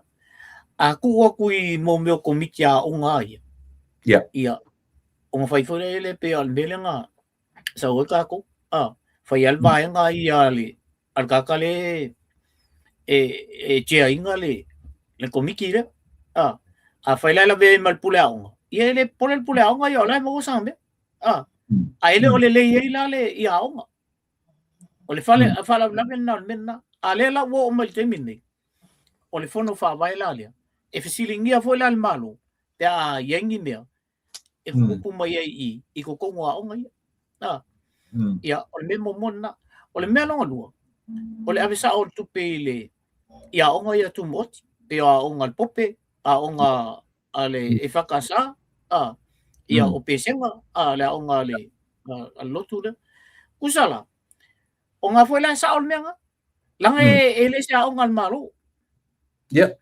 o onga tu moti o la foi la run la tu ele fa pela o ku fa wa ile faingo o ku pe ave mai a mai o mali po mai foi la ele e fa le ton lipo ia o ka foi la ko ia o le mela na se o le swinga le o manna o ye le wanga le langa o le la ko sui le mele le mama wai malako o le pele o le mele la ma wai ngi nanga la ko foi ale o ku wanga le sui ma wai malako po feran me ngalo ku pele a wai la le nga fai ku pele ia well and that's the whole idea le mea lenga fi nga umel vanga le la mo len ko mai sui le mea la mo lenga ia ma fai mai o lako mea anga kaule lenga fai o lako mea le lenga fai o ai ngo mea nga ngo mai fai ai lo we e we ka nga lako wala mo we lako mea to la una au tiro ye le mea ma kwa ma ngai al mea o fai ele en malo le o ye yep Tera oi sorry o le fast food eka I tuana I mato lea o le pego kana ngoinga le malai ta alo lea ua alu ma fau pego ta misia le pia pak ia oi ai ona o le sitianga o le atunu ma meta watina atonu fo I o lea ua o le fast food eka le tuana I mato lea ua ta pena I ai I le malai ta alo fou le atunu o se atina e manaya na sofina mana e telele le fufanga la o ye ona o le ava noa ia ma ele la o fa ye ai au ye pi ma nga ia o lo ka longo kat ka vui nga ba kule o ya ka ko ping ye le me ele fa ya na ba ia sa o le ia ele fa ya na ba ia o voi aso ia e ke kambo e lo ko konga e ke fa lo pe wa o langi go le e so lo ngona o malai na matua I tatu no manu ia ta alonga umale ale tunu e pe o nga ale le malai piko silionga on ka fika aloi va kaini sa le ia ia na e fai for ta na ye yota o foi vai tem ia ele fai o le wata to mel tap tap fo le ota tia tu nai sem ta po e finalo ia e ta pena ia na pawale lem ta fo le e lua ia mo ka kava umam ka upu ia no fitan noi o le sila mea nan toi abatual nai mea ia mana ia o le au fai o tangata fo e ta fau sa mo te sangalente nei se o malte nei ia o New Zealand valsu tolu afe fa se la mo le ono ia tata ia no atu nei New Zealand Australia fasu fa afe iva se la ono suma fitu ia o inai Amerika e se fulu ono afe iva se la fasu ma fitu ia Amerika sa mo e valu afe valu se la lima spu pete malanga pete le malanga tatu sao umal na le na ave o isam po ai ele malanga ai ke la kunye New Zealand o lo sao na le na ave ista ta la no yo ale mana ia o la u falongo longo tu fo ile amengo me le au fa yo tanta no tu mena o dai loi o koe fia tanta o isamo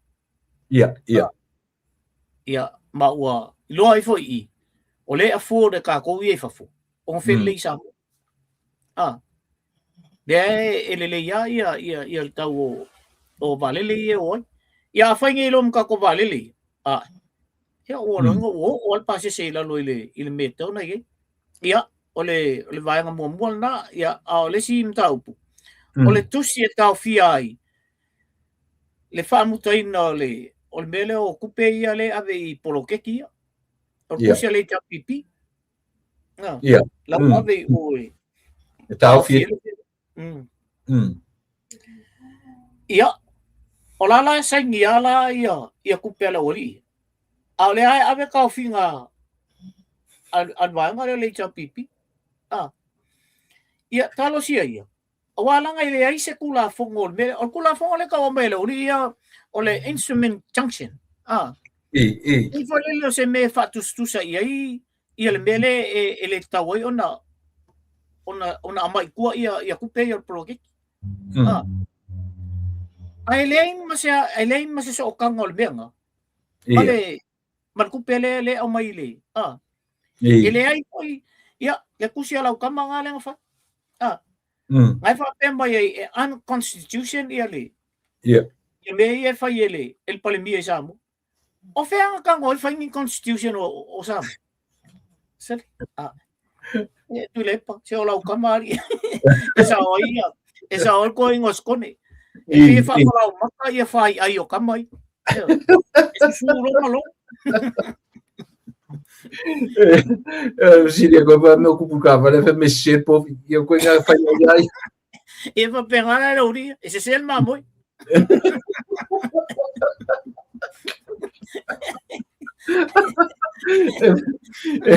Agora ai mamo é para mim aqui, isso mamo sa ai povo. E ko e fa mera, per ku se fa sa ka kan ko fa yang ai mamoi. I ai so fu lo. Olha o cozinhar do inga koa. Ah, ka ver ku se ko. E a ver, ponele, e ka a ver Facebook.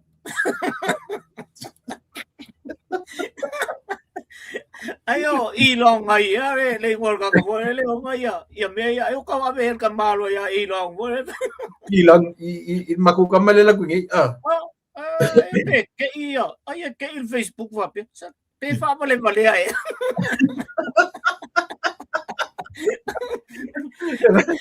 Pero nga la, afa palang ila wala fa palang ngol ay mamoy. Pao con palang ila la fai con mo ta fa palang yung kwede. Kumaro. Ay suneri. Ikaw gid ay mamo matam ay. Kili ay mamo kay ay povi.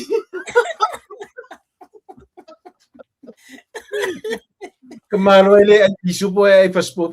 Sorry. Ele ay po ay lungal law ay po ay lungal pali nila.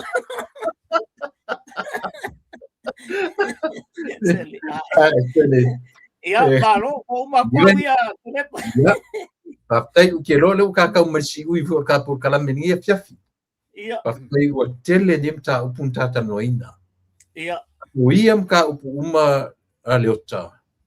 Yelon ta ua. E yelon ta ua tele. Ile fafonfonga mai ele tatu atu. E ave pese ta fautuanga.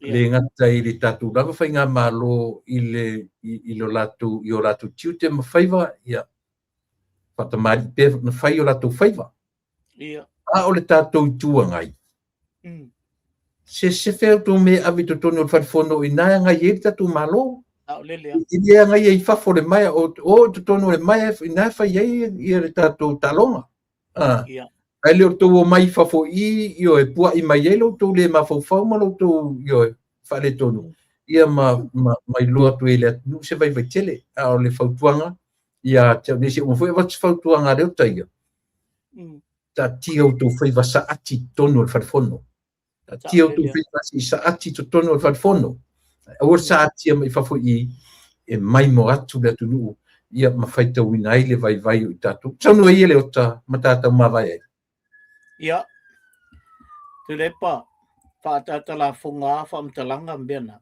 ia ai langona la vai le mafu fau maloto le fa tai le lo fole tua tai fo ile pokalang fai na watu se fam talanga le ngata fo ile malo a o e o lo anga ia malo ia fai malu o to fai mo se le leo Samoa e ao la on tatu fai le mele le i Samoa tulanga fo yo o tatu te asua inga lea e te asua i lungo au penga te whaina e ilu po Samoa e whapea au le whai e iala i a tala le tunu lira o kou i e ko kongu i o i le me whai e ia i e mea whaina malo ta tia i le platform lea le whai e mā kou ia mali a mato wo fo tonu i ona whai tetera ia leo le mato o mai i au le whai e iala tala le tunu o ai to tonu i o le whalifono na ona ta wha o wha lalo tu wha pena fontoe mal to vain to fingalo mali lava ia le na e tatu o mai e whau tatu malo i se mele lei ai le ai ia se me o ia le ngai on malo i te tonu i o le whalifono e o tu mai a ngai atu i mea ia malira la le se to fa tele e mo ai i al malo tonu i o le whalifono la mai amana ia o tonu i o le whalifono la ai atu o mailo i ai whaini ni whaamtalanga i nei lolo le ia wa fale tonu to fana ia tato Malia. ta tia pel platform ia ile lau tele o le tunu fai ala to tala ia I ai a olo tonu o mela na auto ele aula el malo si le tunu yo na auto o fis video tonu yo la una tu ala lo tu le tu ngai tato tu o malo ia on sai fo I tala o fela fo Mali. o fionga le li palmi a ngai pe o e fatino me le il tato tunu fa malo fo le on sa a pe fo I sunga I li lo ia o lo fa pe ma te mai tai lo ia lo fa pe na tau mo fai le tu on malo ele fai mo fi fo ia le a fionga I charges from Sincili fai mal tonu ia le ia fai unga awal fai e lunga leita e alta la fo le ale le fa pe aita o te fai sa fai unga alo e toi mafufau na sa ile fai unga fai lunga le lofa ia na o toi fa pe natu ata to lofa le tunu fai unga sa ia no fa pe tu le tu lepa olo te le tu lava le fo mai dokta matai atale sia matai Oi, ka fai uso. ia no ia nafi no wal vo ia e fai estamba ia lo vo ma ia ngolak ma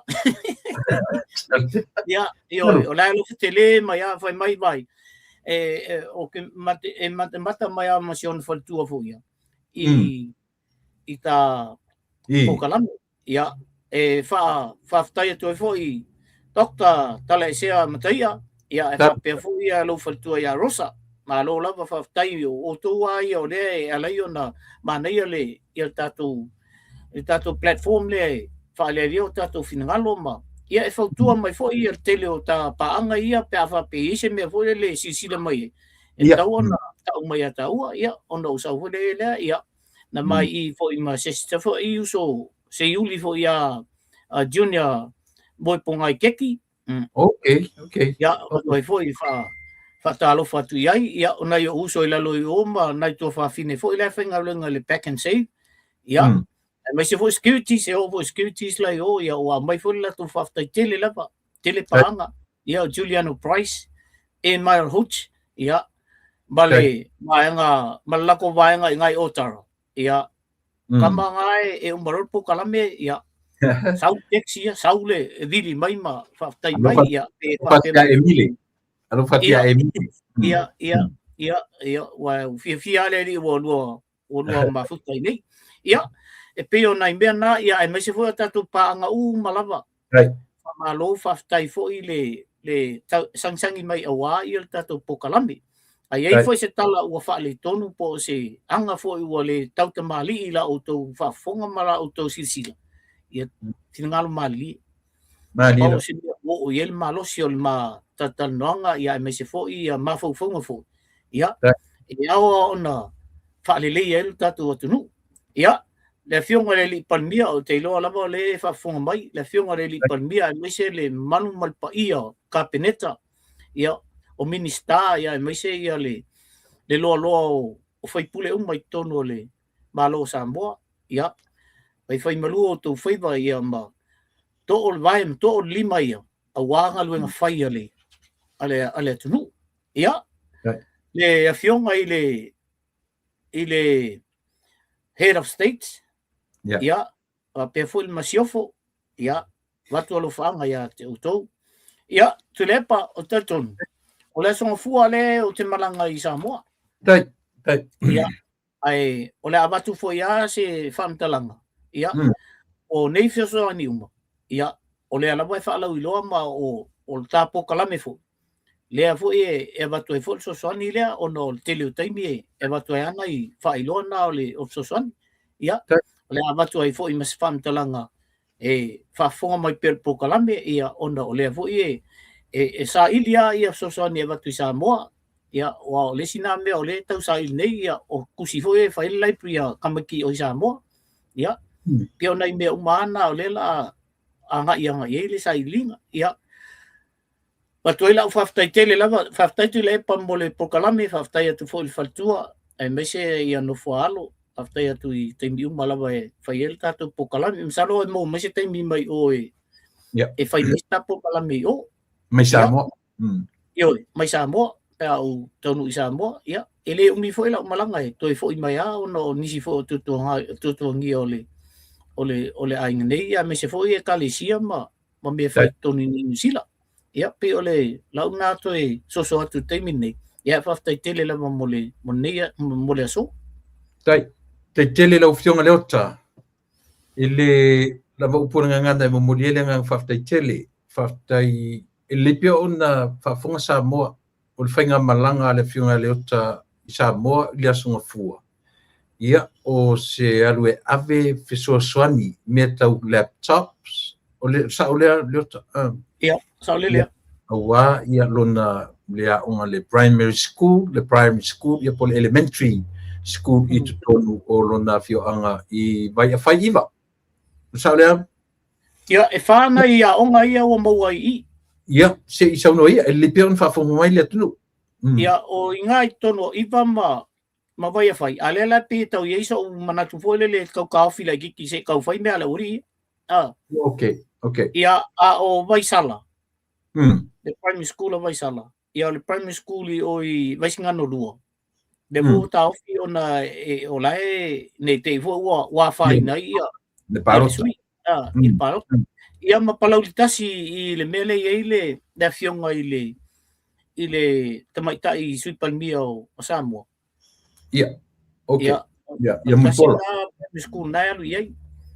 Ia e maute e faila el presentation na le a palauli la tau ia i le ofisa le tamaita i minister ona e afu e ia tutuangia fo ia la tau ia pe o tasi foi na me e mana ia fo ia wa e ma wala a kula ia ka milo ho le mal IT o ia o se fe mai la le vaenga ia i le situla ia le la na mausa ola i salo vai sala la mau ia ma na tatie la ia le o i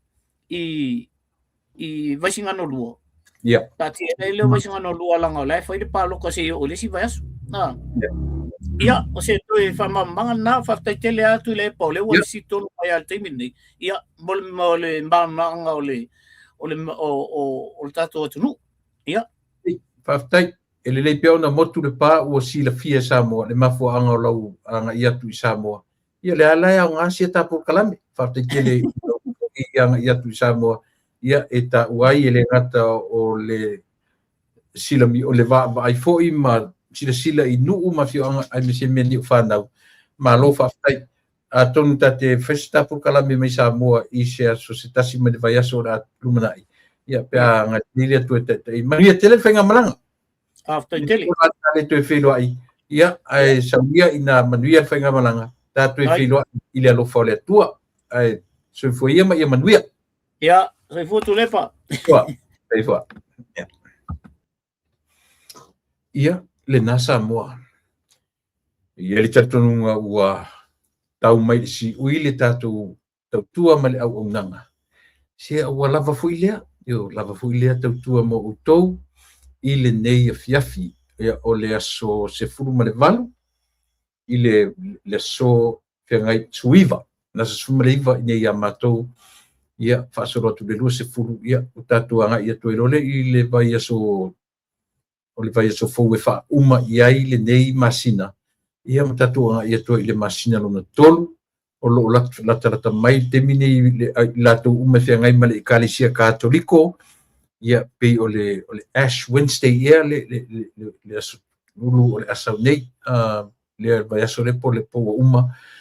Ia o pei o le vai tau le nei whiangai ma i tātou ia a o tātou ta penatu mo le aso maliu le whamanatuina o le aso maliu ia o lo tātou ia po le aso o le eseta.